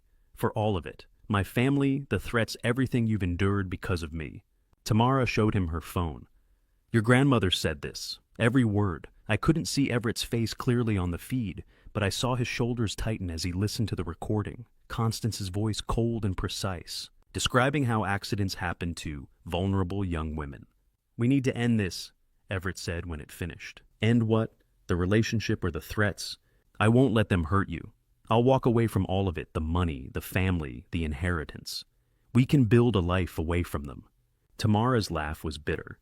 "And then what? We spend the rest of our lives running, looking over our shoulders. Your grandmother has resources. You heard the recording? She has people who specialize in making problems disappear. Is that love, Everett, or is that selfish? They were making the right decision for entirely the wrong reasons, and I couldn't tell them the truth that would validate their choice while destroying them." "And then what do we do?" Everett asked. "Just give up?" "I don't know," Tamara said quietly. "I love you, but I'm also not stupid enough to think love conquers everything. Your family has been systematically destroying me for weeks. The social isolation, the rumors, the threats, it's not going to stop. And if we stay together, it escalates. So we let them win. We stop letting them use us as weapons against each other." Tamara's voice was stronger now. "You accept LSE. You go to London in January. I finish Columbia without a target on my back. We protect each other by letting go. That's not protecting, that's surrendering. Sometimes surrender is the moral choice. Sometimes walking away is the only way to keep the people you love safe." Everett was quiet for a long time. When he spoke again, his voice was hollow. "Is this really what you want?" "No, but it's what we need to do." They sat in silence, hands almost touching across the table, but not quite making contact. Two 20-year-olds who'd fallen in love without knowing their love was biologically forbidden. Now choosing separation to be ethical about class conflict, they didn't understand was masking something darker. "I love you enough to let you go," Everett finally said. "Maybe that's what real love means." Tamara's eyes were wet. "Maybe someday when we're not pawns in someone else's war, we can find each other again." "Do you believe that—" "I have to." They stood. Everett pulled her into a brief embrace, then stepped back. No kiss, no dramatic farewell. Just two young people choosing what they believed was the right thing. Unaware they were making the most ethical decision possible while thinking it was about money and class.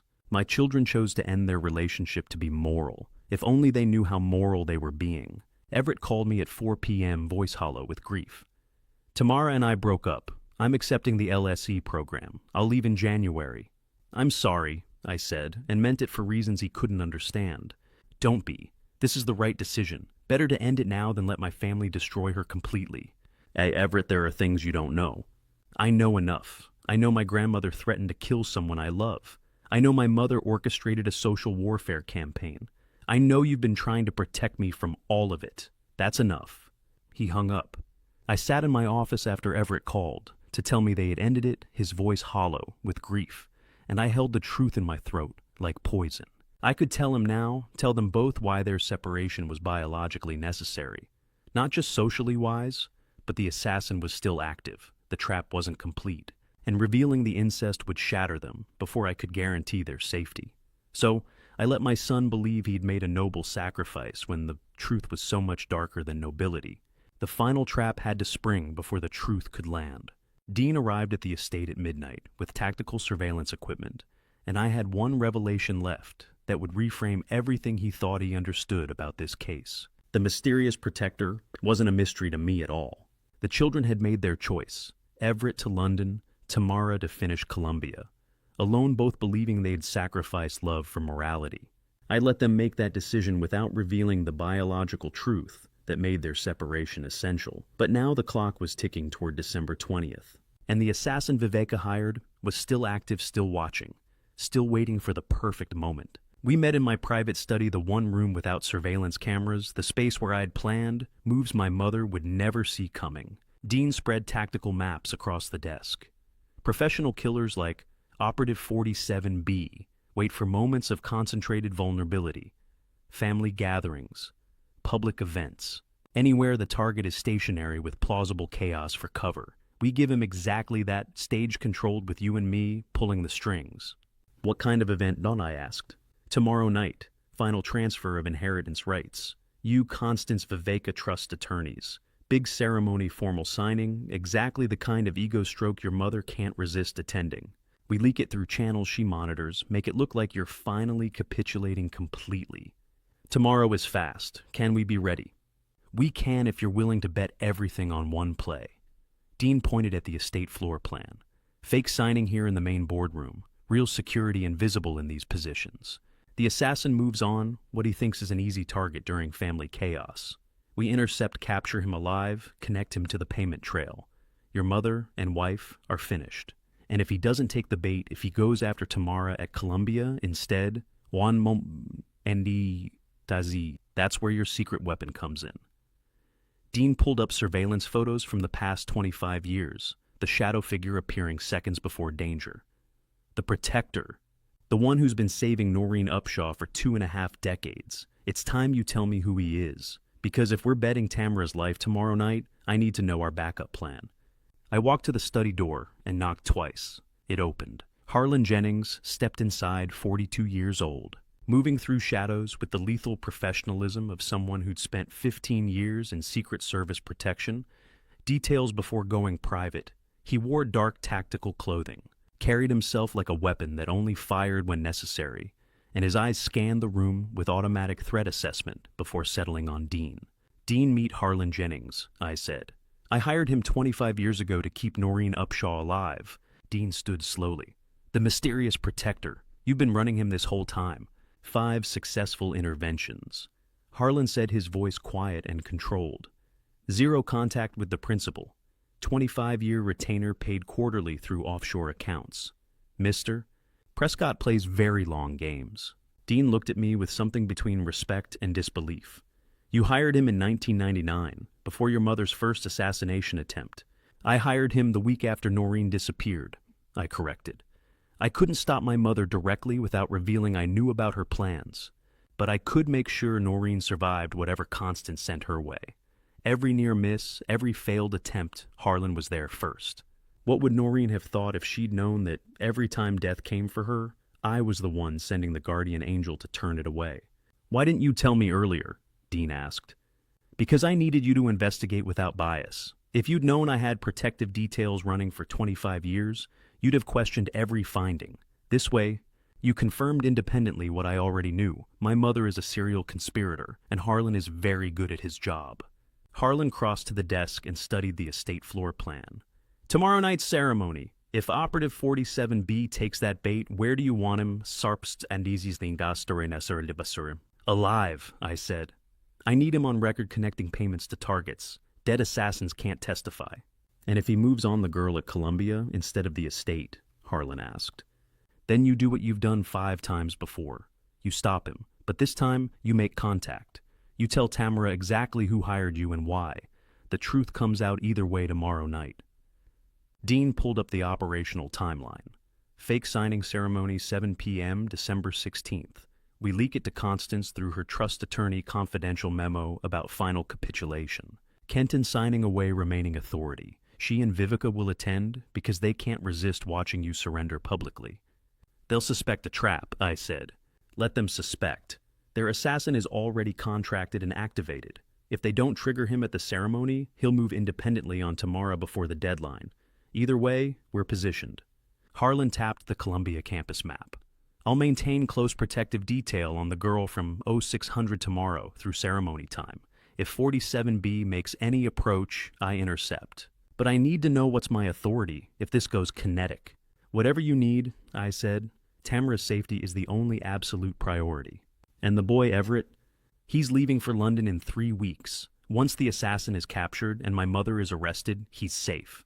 But Tamara is the active target. Dean began packing his equipment.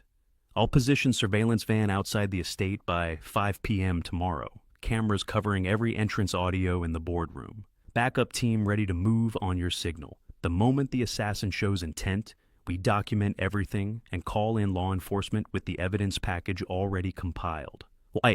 What about my mother's response when she realizes it's a trap? I asked. By the time she realizes, Dean said, the morality clause will already be activated assets frozen, and federal prosecutors will have 25 years of documented conspiracy. There's no response that saves her. Tomorrow night, 24 hours. Everything I'd built for 25 years would either save my children or collapse into ruins. We synchronized watches. Harlan would shadow Tamara starting at dawn. Dean would establish surveillance nest by late afternoon. I would perform my final act of defeated heir, sitting at my mother's table, signing documents that meant nothing, while the real power played out in shadows and surveillance feeds. Dean packed his surveillance equipment. Harlan disappeared into the night to shadow Tamara's dorm, and I stood alone in the study where my mother had ruled for decades. Tomorrow evening, I would sit at that same table and pretend to sign away my power while assassins, investigators, and family converged for the final confrontation. The trap was perfect, but perfect traps still require someone to walk into them. And I still didn't know if my mother was desperate enough to pull the trigger with one day left. The attack came at 7:14 p.m., exactly 43 minutes into the signing ceremony, when two men in catering uniforms moved toward Tamara with practiced efficiency, and I knew the trap I'd built using my own daughter as bait had just sprung shut. She was desperate enough. My mother was desperate enough to pull the trigger. The Prescott Estate main hall glittered with crystal and old money pretense. 30 guests gathered to witness what they believed was my final capitulation. Constance sat at the head, wearing victory like her pearls. Viveka stood beside her, already spending the penthouse proceeds. I'd invited Tamara as a goodwill gesture. She'd agreed reluctantly, not knowing she was the most protected person in the room and simultaneously the bait. The signing progressed as scripted. I read terms of surrender, each clause transferring authority to my mother. Harrison witnessed signatures. Constance smiled. Then two men in white catering jackets broke from the service staff. They moved with professional precision toward Tamara, positioned exactly where I'd placed her near the east windows. Dean's voice in my earpiece, subjects approaching target, ETA 8 seconds. The first attacker reached her. Miss Upshaw, your car is waiting outside. Family emergency. Harlan Jennings emerged from the alcove I'd positioned him in, 3 seconds from approach to interception. On hands where I can see them, Harlan said quietly. Don't move. The second attacker's hand came out holding a syringe. Sedative. Quick injection, carry her out. Dispose of body, later collect payment. Harlan disabled him in 2 moves. The first attacker tried to run. Harlan had him face down on marble within 5 seconds. Guests screamed. Constance stood. Vivica went pale. I pulled my phone and executed the programmed sequence. First call, trust attorney's emergency line. Execute morality clause authorization. Domestic violence conspiracy confirmed. Freeze all trust assets immediately. 90 seconds. That's how long it took Harrison to trigger the legal mechanism my grandfather built in 1952. $180 million frozen pending investigation. I had used my daughter, my own daughter, who didn't even know I was her father, as bait to catch the people trying to kill her. Second call, Detective Lieutenant Marcus Gray, 48. A veteran investigator I'd briefed over 3 days, positioned 2 blocks away with pre-approved warrants. Detective, this is Kenton Prescott. The attempt just occurred. You can move in now. Constance walked toward me, face transformed from triumph to rage. This was a setup. You staged all of this. I staged a ceremony, I said. You staged an assassination attempt. The difference matters in court. You have no proof? Dean emerged carrying a tablet with split-screen footage. 3 angles. December 6th, your voice planning the hit. December 13th, threatening Miss Upshaw at Columbia. Tonight, your hired killers. Every word time-stamped. Viveka tried to leave. Harlan blocked the exit. The money came from your gallery accounts, I told her. $12 million wired to Meridian Strategic Solutions. Dean has the complete trail. Sirens outside, 4 minutes from call to arrival. Detective Gray entered with 8 officers carrying the weight of legal authority I'd spent weeks building. He read charges with methodical precision. Constance Prescott Viveka. Prescott, you're both under arrest for conspiracy to commit murder, attempted kidnapping, and conspiracy to commit assault. You have the right to remain silent. This is insane, Viveka said. We had nothing to do with... I have recordings of you planning it, I interrupted. Your voice, your words, your payment. The 1999 contract with your signature mother, surveillance footage, wire transfers, every detail documented and verified. Gray held up evidence folders Dean prepared. Audio recordings, video surveillance, financial forensics, and 2 suspects already negotiating cooperation. Most documented conspiracy case I've worked in 20 years. Handcuffs clicked onto my mother's wrists. The Empress had fallen. Constance's face, imperious for 80 years, cracked into cold recognition that she'd been outplayed by the son she'd underestimated for 5 decades. "You did this?" she said. "You orchestrated everything." "I protected my children," I said. "You tried to kill them. We're not the same." Viveka was crying mascara, running the elegant gallery owner, reduced to someone who'd gambled on murder and lost. 30 witnesses stood frozen. Some recorded on phones. Others simply stared at the wreckage. The trust was frozen. The assassins were in custody. My mother and wife were being arrested in front of everyone who mattered in Manhattan's financial elite. But Tamara stood near the windows, staring at me with questions I couldn't answer. Why had I positioned her there? Why had I brought her to this house? And Everett would arrive within the hour to find his grandmother arrested and his family imploded. They led my mother and my wife away in handcuffs, while 30 witnesses stood frozen in the wreckage of what was supposed to be my defeat. The $180 million trust was frozen. The assassins were in custody, and every crime was documented with timestamps and signatures. But Tamara stood near the window, staring at me with questions I still couldn't answer. And Everett would arrive home from his dorm within the hour to find his grandmother arrested and his family imploded. The trap had worked perfectly. Now came the part where I had to tell my children why. The truth about blood and biology was all that remained. The Prescott Holdings boardroom had witnessed 8 decades of power transfers, but nothing like this. 30 family members filled the leather chairs, board, members, cousins, executives who'd built careers on Mother's foundation. The December morning light cut through floor-to-ceiling windows, illuminating faces that ranged from curious to hostile. I stood at the head of the mahogany table, where my grandfather had announced the trust's creation in 1952. Dean Fletcher stood beside me, a laptop open, 3 banker's boxes stacked at his feet. "Thank you for coming on short notice," I said. "Yesterday, Constance Prescott and Viveka Ashford were arrested for conspiracy to commit murder. Today you'll understand why." Edmund Prescott, Mother's younger brother, 81 years old, sat rigid in his chair. "Kenton, this is unconscionable. Your own mother—" "Watch."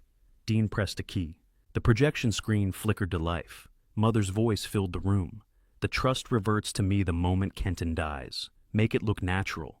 Viveka's response was clinical. "The Meridian operative specializes in accidents. 12 million offshore transfer." I watched their faces. Shock rippled through the room like a physical wave. My cousin Helena pressed a hand to her mouth. Marcus Ashford, Viveka's nephew, pushed back from the table, as if distance could erase what he'd heard. "This conversation took place November 30th, Dean said. In the surveillance room Kenton discovered in his own home. The equipment had been installed for 25 years. He clicked through images: the hidden camera array, the Bronx storage facility, the 1999 contract, with Mother's signature hiring assassins to eliminate Noreen Castellano. Financial records showing 5 previous murder attempts, each funded through shell corporations Viveka controlled. 5 times, I said quietly. 5 times my mother tried to have my son's girlfriend killed. Because 25 years ago, that woman witnessed something Mother wanted erased. The surveillance footage continued. Mother and Viveka, reviewing Dean's background check, discussing how to coerce Everett into signing the LSE's e-transfer, calculating the 72-hour window they needed. How do you watch your mother orchestrate your death and feel nothing? I'd asked myself that question for 17 days. The answer wasn't numbness, it was something harder. Clarity. "The morality clause," Edmund said suddenly. His voice had changed, gone flat. "You're invoking the 1952 provision." "I am." I pulled the document from my briefcase. 72 years old, the pages slightly yellowed, but the language crystalline. My grandfather understood that wealth without accountability breeds corruption. He built a safeguard. I read the key passage aloud. Should any heir or trustee engage in acts of domestic violence, conspiracy to murder, or criminal enterprise utilizing trust resources, said assets shall be immediately frozen and subjected to judicial review. The accused shall be stripped of all fiduciary authority pending criminal adjudication. Effective yesterday at 1947, I continued, Constance Prescott's access to the $180 million charitable trust has been terminated. Her board seat signing authority and beneficial interest are suspended indefinitely. The trust will be restructured under independent oversight. Silence. Then Helena spoke, her voice shaking. Kenton, we need to know, is Everett safe? He's under 24-hour protection. The immediate threat has been neutralized. I met her eyes. But he needs more than security. He needs this family to stand with him against what Mother built. Marcus cleared his throat. I move that we formally support Kenton's actions and offer complete cooperation with law enforcement. Seconded, Helena said immediately. The vote was unanimous. Edmund rose, slowly gripping the table edge. At 81, he rarely attended board meetings anymore, but he'd come today. Now I understood why. I need to say something. His voice carried the weight of decades. About Constance, about who she's always been. The room held its breath. Our father, your grandfather Kenton, died in 1964. Heart attack, the death certificate said. He was 58 years old, healthy as an ox. Edmund's hands trembled. Constance was 33. She'd just been passed over for the CFO position in favor of a male colleague. I was in the house that night. I saw her come out of his study. She was calm, too calm. He was dead within an hour. Edmund, Helena whispered. I was 20, terrified, and she was my sister. I kept quiet. His eyes met mine. But I've watched her for 60 years. The pattern never changed. Anyone who threatened her control simply disappeared from her path. I should have spoken up decades ago. I'm sorry, Kenton. I'm so damn sorry. The confession hung in the air like smoke. Mother hadn't just planned my death, and Noreen, she'd been doing this for 6 decades. The woman who'd raised me was a serial orchestrator of elimination. My phone buzzed in my pocket. I shouldn't have checked it, not in the middle of the most important board meeting in Prescott history. But something made me glance at the screen. Everett, Dad. Tamara needs to talk to you. Today. She says it's about why her mom left NYC in 1999. She's ready to tell me everything, but she wants you there when she does. The message, time-stamped 10:47 a.m., glowed like a warning flare. I stood before the wreckage of my mother's 80-year empire, her brother's confession still echoing off mahogany panels, 30 family members waiting for me to lead them forward. We'd neutralized the conspiracy, frozen, the assets proven the pattern of violence that stretched back to my grandfather's suspicious death. But my son's message glowed on my screen like a countdown timer. Tamara knows something, and she's ready to tell him. I was drafting my response to Everett when my phone rang at 6 in the morning. The screen displayed a number I didn't recognize, Washington, D.C. area code. Mr. Prescott, this is Assistant U.S. Attorney Sarah Richards. Her voice was professionally neutral. Your mother suffered a massive stroke in federal custody at 5:47 this morning. She's been transferred to Bellevue Hospital Intensive Care Unit under guard. Prognosis is uncertain. The words registered without impact. Mother, stroke, uncertain. I should have felt something alarm grief, the instinct to rush to her bedside. Instead, I felt only the same hollow exhaustion that had settled over me since discovering the surveillance room. I understand, I said. Her attorney insists you receive this immediately. Richards paused. A courier is en route to your residence with a sealed envelope. Your mother's instructions specify it should only be opened if she became incapacitated. He'll arrive within the hour. The envelope came at 7:30. Heavy cream stationery, my mother's monogram embossed in navy. Inside 6 pages in her distinctive cursive, dated November 27th, 3 weeks ago, before Everett ever mentioned Tamara's name. I carried it to my study and read, Kenton, if you are reading this, I am unable to speak for myself. What follows is the truth I could never voice while conscious. In 1990, I separated you from an unsuitable attachment. The girl from Queens, pleasant enough I'm sure, but wholly inappropriate for a Prescott heir. Her family had nothing, no education, no refinement, no understanding of the responsibilities our name carries. I saw the infatuation consuming you, derailing the trajectory I'd spent 20 years constructing. I paid her family, not an enormous sum, but sufficient to relocate and ensure she understood the gap between her world and ours. I told you she'd taken the money willingly, that she'd never truly cared. I let you believe love had betrayed you because that pain would pass faster than the fantasy of building a life with someone fundamentally incompatible with your future. I protected our family the only way I knew, If I was too severe, history will judge whether I was wrong. I set the first page down carefully. She destroyed my life over social embarrassment. She never even knew about Tamara. The second section detailed Viveka's role with calculated precision. Viveka exceeded my instructions. I asked her to monitor the situation to ensure the separation remained permanent. The violence was never my intent, only the preservation of appropriate boundaries. The contracts you discovered, the assassination attempts, these were her extremism, not my directive. She took protective measures I would never have authorized and used family resources without my knowledge. I accept responsibility for creating the circumstances that allowed her actions, but the blood is not on my hands. No apology, I said to the empty room. No recognition, just more manipulation from a hospital bed. My mother's handwriting looked exactly like it did on childhood report cards. Birthday cards she signed, but never wrote trust documents that controlled my entire life. Elegant, controlled, completely devoid of warmth. Even facing mortality, even stripped of all power, she couldn't write the word sorry.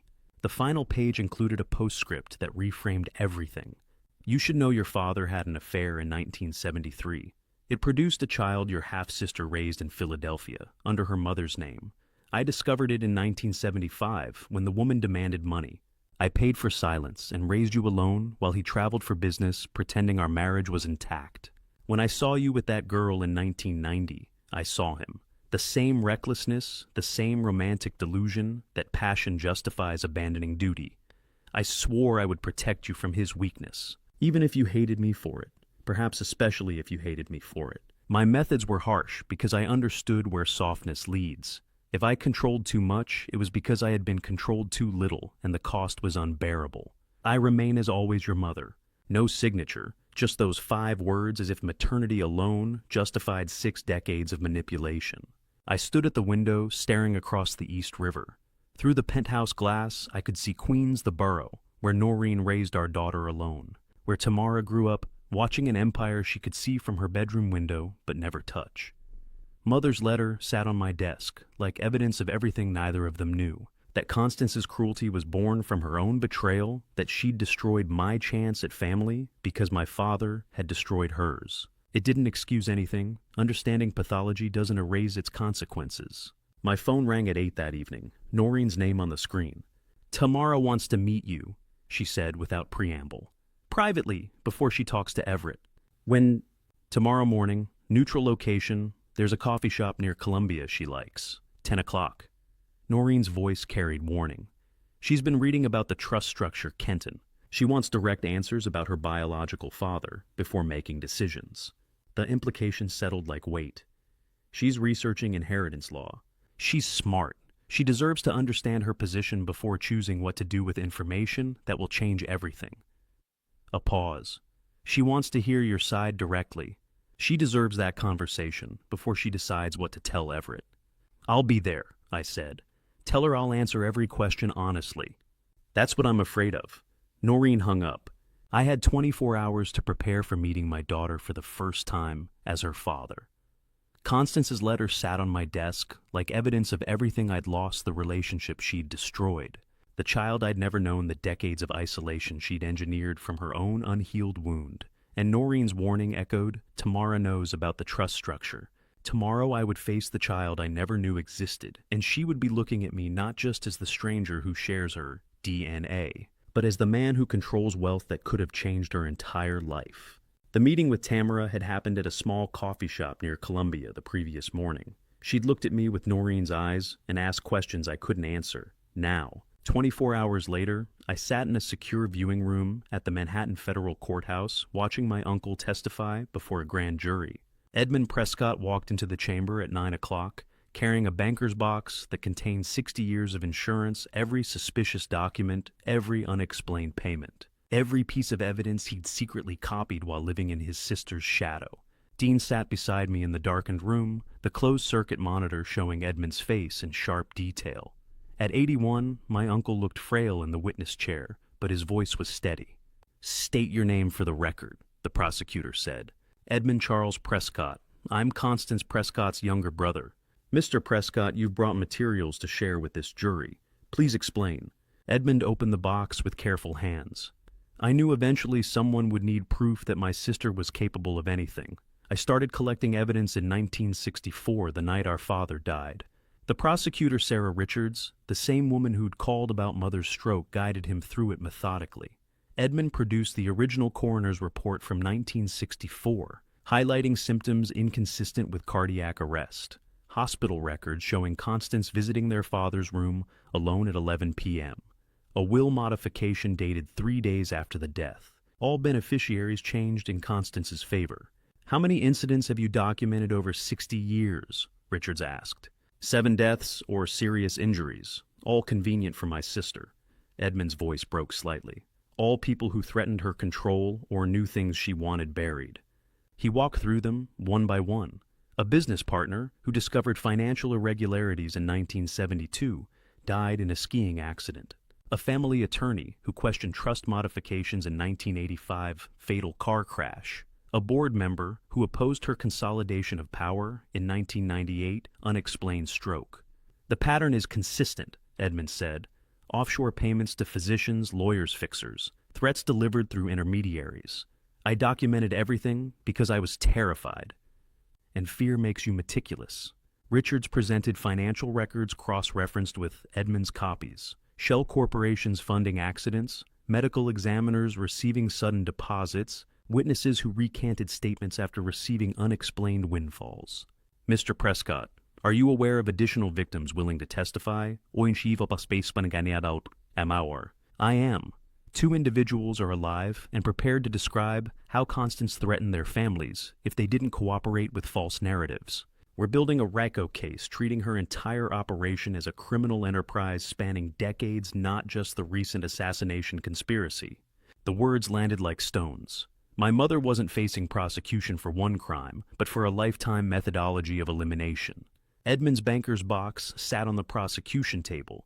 Now 60 years of fear, converted into exhibits, my uncle was braver than I'd ever be, documenting horror while pretending respect. Living in his sister's house while building the case that would bury her. Dean's phone buzzed. He glanced at it, then passed it to me, silently. The notification detailed Viveka's plea agreement. Guilty to conspiracy, fraud, and obstruction. Recommended sentence 8 to 12 years. In exchange, full cooperation and testimony against Constance. Her attorney had released a statement. I read it twice, feeling the familiar hollow anger. Ms. Viveka Prescott was manipulated by her mother-in-law's controlling influence over family finances and dynamics. She deeply regrets her involvement and accepts responsibility while acknowledging the coercive environment in which these decisions were made. "She's still playing victim," I said to Dean. "Still deflecting, even in a guilty plea." "The prosecutor doesn't care about narrative," Dean replied. "She cares about testimony. Combined with Edmund's evidence, they have an overwhelming case." My phone rang, Sarah Richards calling from a different line. "Your mother will never see freedom again," she said without preamble. "If she recovers sufficiently to stand trial, we're seeking 25 to life. At 93, that's a death sentence. If she doesn't recover, she'll spend her remaining time in medical custody." "I understand. Your uncle's testimony was remarkably brave. I wanted you to know that." I thanked her and ended the call. The legal machinery was complete. Mother would die, imprisoned or incapacitated. Viveka would serve nearly a decade. Edmund's silence had finally broken. I had won every public fight. But the private conversation waiting required different courage. That evening in my penthouse, I replayed the meeting with Tamara in my mind. She'd arrived precisely on time, ordered black coffee, and looked at me with an expression I couldn't read. She had Noreen's bone structure and dark eyes, but when she tilted her head, processing information, I saw myself at 20, the same analytical pause, the same habit of touching her temple when thinking. "Why didn't you search for her?" she'd asked. Direct, no preamble. I believed she'd taken money and left. I was 21, devastated and completely manipulated. "I'm not asking you to forgive, that I'm telling you the truth." "I researched the trust structure," she'd said. "I understand what my existence means legally. I want you to know I'm not here for money. What are you here for? Acknowledgement. And I want my brother to hear the truth from people who won't lie to protect him." Tamara had Noreen's directness and my methodology, 20 years of genetics expressing in a stranger who should have been my daughter, but was raised by better men than I'd proven to be. I called Noreen that evening. Tamara agreed to participate in telling Everett, "I said. I'm proposing we do it together, you, me, both children." Controlled revelation with support present. Noreen was quiet for a long moment. "She has one condition. Harlan must be there." "Harlan." "He's her father, Kenton. Not biologically, but in every way that matters. She won't participate in any narrative that excludes the man who was actually present for 20 years. If you want her cooperation, you accept that he earned the title you never got to use." "I understand," I said quietly. "Fatherhood is presence, not DNA. He deserves that recognition." The legal battle was over. Constance would die in prison or a hospital bed. Vivica had traded loyalty for leniency. Edmund's silence had finally ended. I had won every public fight. But the private conversation waiting required sitting across from my son, my daughter, the woman I should have married, and the man who became the father. I never got to be explaining how my mother's cruelty created a family that biology connected but secrecy destroyed. We met in a neutral space, not my penthouse, not Noreen's home, just a rented conference room in Midtown with no Prescott history and no family ghosts, because some truths require neutral ground. 5 people sat around a table designed for corporate negotiations. Everett arrived first, tense and confused.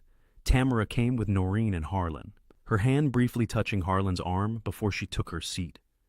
I was the last to enter, carrying the weight of 25 years of silence. "Thank you all for coming," I began. My voice was steadier than I expected. "What we're about to discuss will be difficult, but you both deserve complete honesty."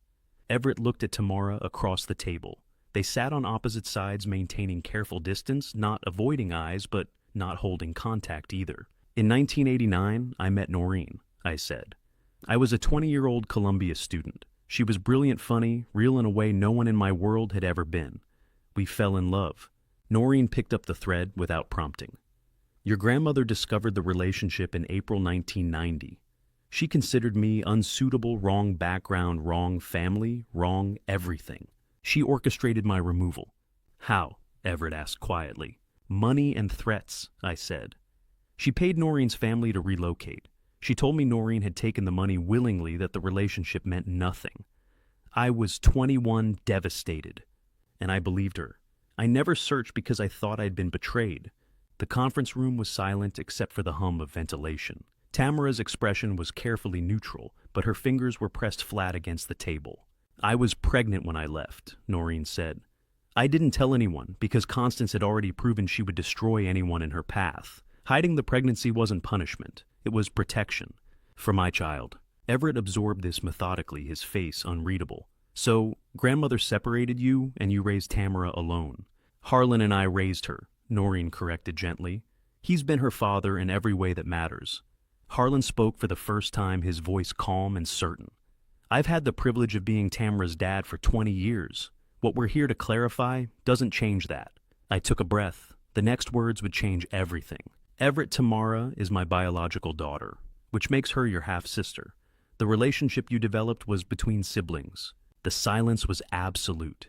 Tamara and Everett sat motionless, learning to be siblings instead of whatever they'd been becoming. Neither moved, neither spoke. Everett's voice, when it came, was hollow. "Did Tamara know?"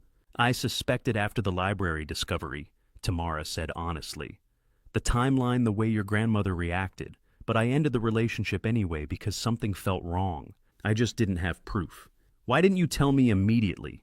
Everett looked directly at me. "When you figured it out, why wait?" "Because Constance still controlled everything," I said. "If I'd revealed the truth before dismantling her power, she would have used it as a weapon. Against you, against Tamara, against all of us. I needed to ensure the truth wouldn't endanger either of you." "Did grandmother know?" Everett's question was razor sharp. "About the incest risk?" "No." The answer was simple and damning. She destroyed our relationship over class prejudice without knowing Noreen was pregnant. She never calculated the consequences of her cruelty. She exercised power without understanding its devastation. Everett's response was barely audible. She destroyed everyone for nothing. My hands were steady as I explained the biology, the timeline, the legal protections I'd already arranged. But my chest felt compressed, like breathing through cloth. This was fatherhood. Telling truth that hurt, because lies would hurt worse. "I want to be clear," I continued. "This situation was created by adult failures. mine for not searching, Noreen's for circumstances that made hiding necessary, Constance's for cruelty that set everything in motion. You two bear no responsibility for being drawn to each other. Biology doesn't announce itself. Tamara spoke carefully. What happens now? That depends on what you both need, Noreen said. We're not here to dictate terms. We're here to give you truth and support whatever decisions you make. Harlan leaned forward slightly. Everett, I want you to know I'm grateful Tamara will finally have answers about her biological father. Family isn't diminished by truth, it's just redefined. I've been her dad for 20 years. Biology doesn't threaten that. It just gives her the complete picture she deserves. I don't want to disrupt your life, Tamara said to Everett. I just needed the truth. What you do with it is your choice. Everett looked at her for a long moment. I need time to process, but I don't blame you, either of you. I outlined the path forward. Biological relationship stays. Private, Tamara gets acknowledgement and access to medical history. Everett gets honesty and space to heal. Legal documents would protect everyone's interests. Public narrative remains unchanged. Private reality gets honored. We can navigate this, I said. It won't be easy, but it's possible. Tamara's voice was quiet. I'm grateful we never went beyond kissing. Everett's response surprised everyone. I pushed for boundaries. I told you I wanted to wait and I meant it, but I didn't understand why. Gut instinct told me to be careful, like some part of me knew. They looked at each other across the table, two people who'd fallen in love, discovering they were family, realizing they had unconsciously protected themselves from crossing lines that would have made this revelation traumatic instead of painful. That instinct may have saved you both, Noreen said softly. We sat in that conference room for 3 hours, 5 people rebuilding family from confession and biology and brutal honesty. When Everett and Tamara left separately, agreements made to process independently before considering future contact, I understood that truth had been delivered, but healing would take years. The incest crisis was resolved through disclosure, not denial. And now the harder question remained, what kind of father do you become when acknowledgement comes 20 years late? 9 days after the truth revelation, I invited Tamara to the Prescott Holdings boardroom. The space where my mother once dictated terms to terrified executives now held just 2 people. A 55-year-old CEO learning what acknowledgement looks like, and the 20-year-old daughter he was meeting for the second time, with legal documents that prove fatherhood doesn't require announcement. My estate attorney Gerald Brennan, a precise man in his 60s who'd handled Prescott family matters for 30 years, sat at the table with 3 bound folders. Ms. Upshaw. He began formally, these documents establish an irrevocable private trust on your behalf. $200,000 for educational expenses, lifetime comprehensive medical coverage, and a $2.5 million principal generating ongoing income through conservative investment. Tamara reviewed each page carefully. She had my habit of tilting her head when processing complex information, the same analytical pause I used in board meetings. This is structured as acknowledgement of personal responsibility, she said, reading the language precisely. No paternity designation, no family tree placement, no shareholder status. Correct, Brennan confirmed. It's private acknowledgement without public declaration. You receive full control at age 25. The terms are irrevocable regardless of future circumstances. Who knows about this? Only the 3 people in this room and the trustee bank bound by confidentiality, I said. It's not buying silence, Tamara. It's 20 years of child support I should have provided if I'd known you existed. She looked at me directly. I need to be certain you understand I had Harlan. I survived without Prescott money. This doesn't change that. I know. That's exactly why you deserve it. She signed with careful precision. Her signature, nothing like mine, she wrote the way Noreen did, small and controlled. Brennan witnessed collected the documents, and excused himself with professional discretion. The boardroom fell silent after he left. Just the 2 of us and the city visible through floor-to-ceiling windows, Manhattan spreading in every direction. Queens across the East River, where she'd grown up, watching this empire from a distance. Tamara spoke first. I'm not angry at you. I want you to know that. The words landed unexpectedly. I'm angry at your mother, she continued, for creating conditions that forced my mom to hide, for exercising power without calculating human cost. But you were 21 and terrified. I understand that. What would I have done differently if I'd known? I said quietly. I've asked myself that question 1,000 times. I would have fought for Noreen, rejected the control, chosen love over legacy. But you didn't know. Her voice was matter-of-fact pragmatic in a way that reminded me achingly of myself. So, we both deal with what actually happened, not what should have been. Tamara had Noreen's cheekbones and dark eyes, but she drummed her fingers when thinking exactly the way I did, a stranger carrying pieces of me, raised by people who loved her more completely than I could have at 21 and broken. Harlan is my father, she said. Not biologically, but in every way that counts. I'm not looking to replace that relationship. I just wanted to know where I came from. I can't undo 20 years, I replied. I can't claim fatherhood I didn't earn through presence. But if you ever need anything medical, history, legal advice, just someone who understands the biology, I want you to have access. I appreciate that. She paused. Can I ask what you're doing with the company, now that your mother's gone? Restructuring, independent oversight, actual accountability instead of dynasty theater. Will Everett take over eventually? Only if he wants to, not because he's obligated.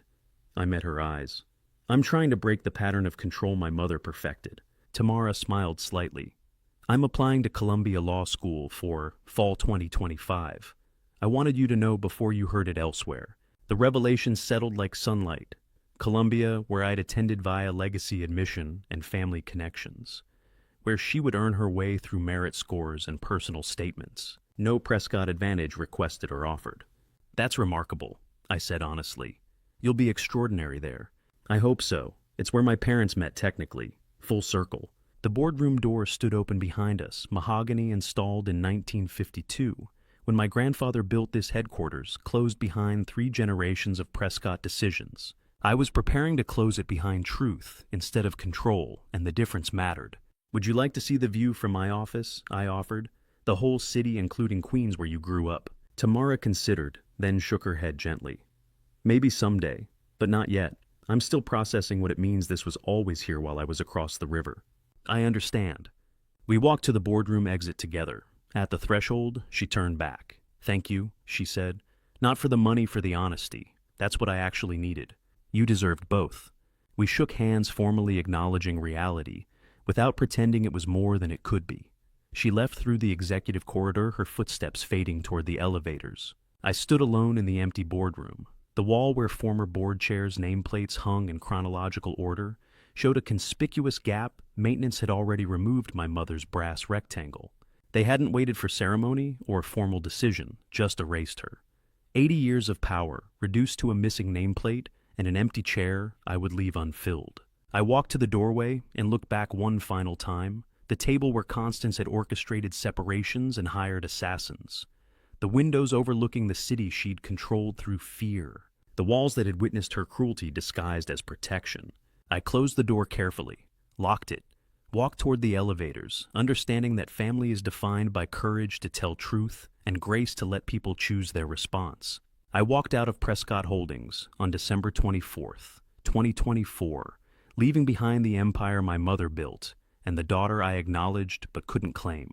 The revenge was complete justice delivered in courtrooms and conference rooms, Constance imprisoned by her own methodology, Vivica trading loyalty for leniency. But the real ending wasn't about victory. It was standing in that boardroom choosing honesty over image, accepting that some relationships exist in private acknowledgement rather than public declaration.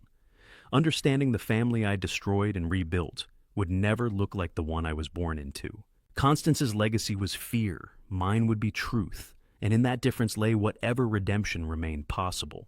And to you listening to my story, remember this power built on secrets always collapses, but truth spoken with courage can rebuild what seemed destroyed forever. Don't make my mistake. I spent 25 years believing a lie because it was easier than questioning the person who controlled my world. I let my mother define love, family, and worth for me. I never searched for Noreen because I was afraid of the truth. That fear cost me decades with a daughter I should have known and almost destroyed my son's life. This family betrayal taught me something essential. Loyalty to truth matters more than loyalty to power. When you discover family betrayal, whether it's manipulation, lies, or control disguised as love, you have a choice. You can perpetuate the pattern or break it with honesty. Every family story contains both inheritance and choice. We inherit circumstances, but we choose what to do with them. I believe God gives us chances to correct the mistakes of previous generations. My mother chose control. I'm choosing truth. That difference defines everything. If this family story resonated with you, I'd love to hear your thoughts in the comments. Have you ever faced family betrayal or discovered hidden truths that changed everything? Share this story with someone who needs to hear it. And if you want more stories about truth, redemption, and family, please subscribe and join this community. Thank you for staying until the very end. Your time means everything to me. One final note: while this family story is inspired by real experiences, certain details have been adjusted for privacy and storytelling. What I hope stays with you is the message about choosing truth over control.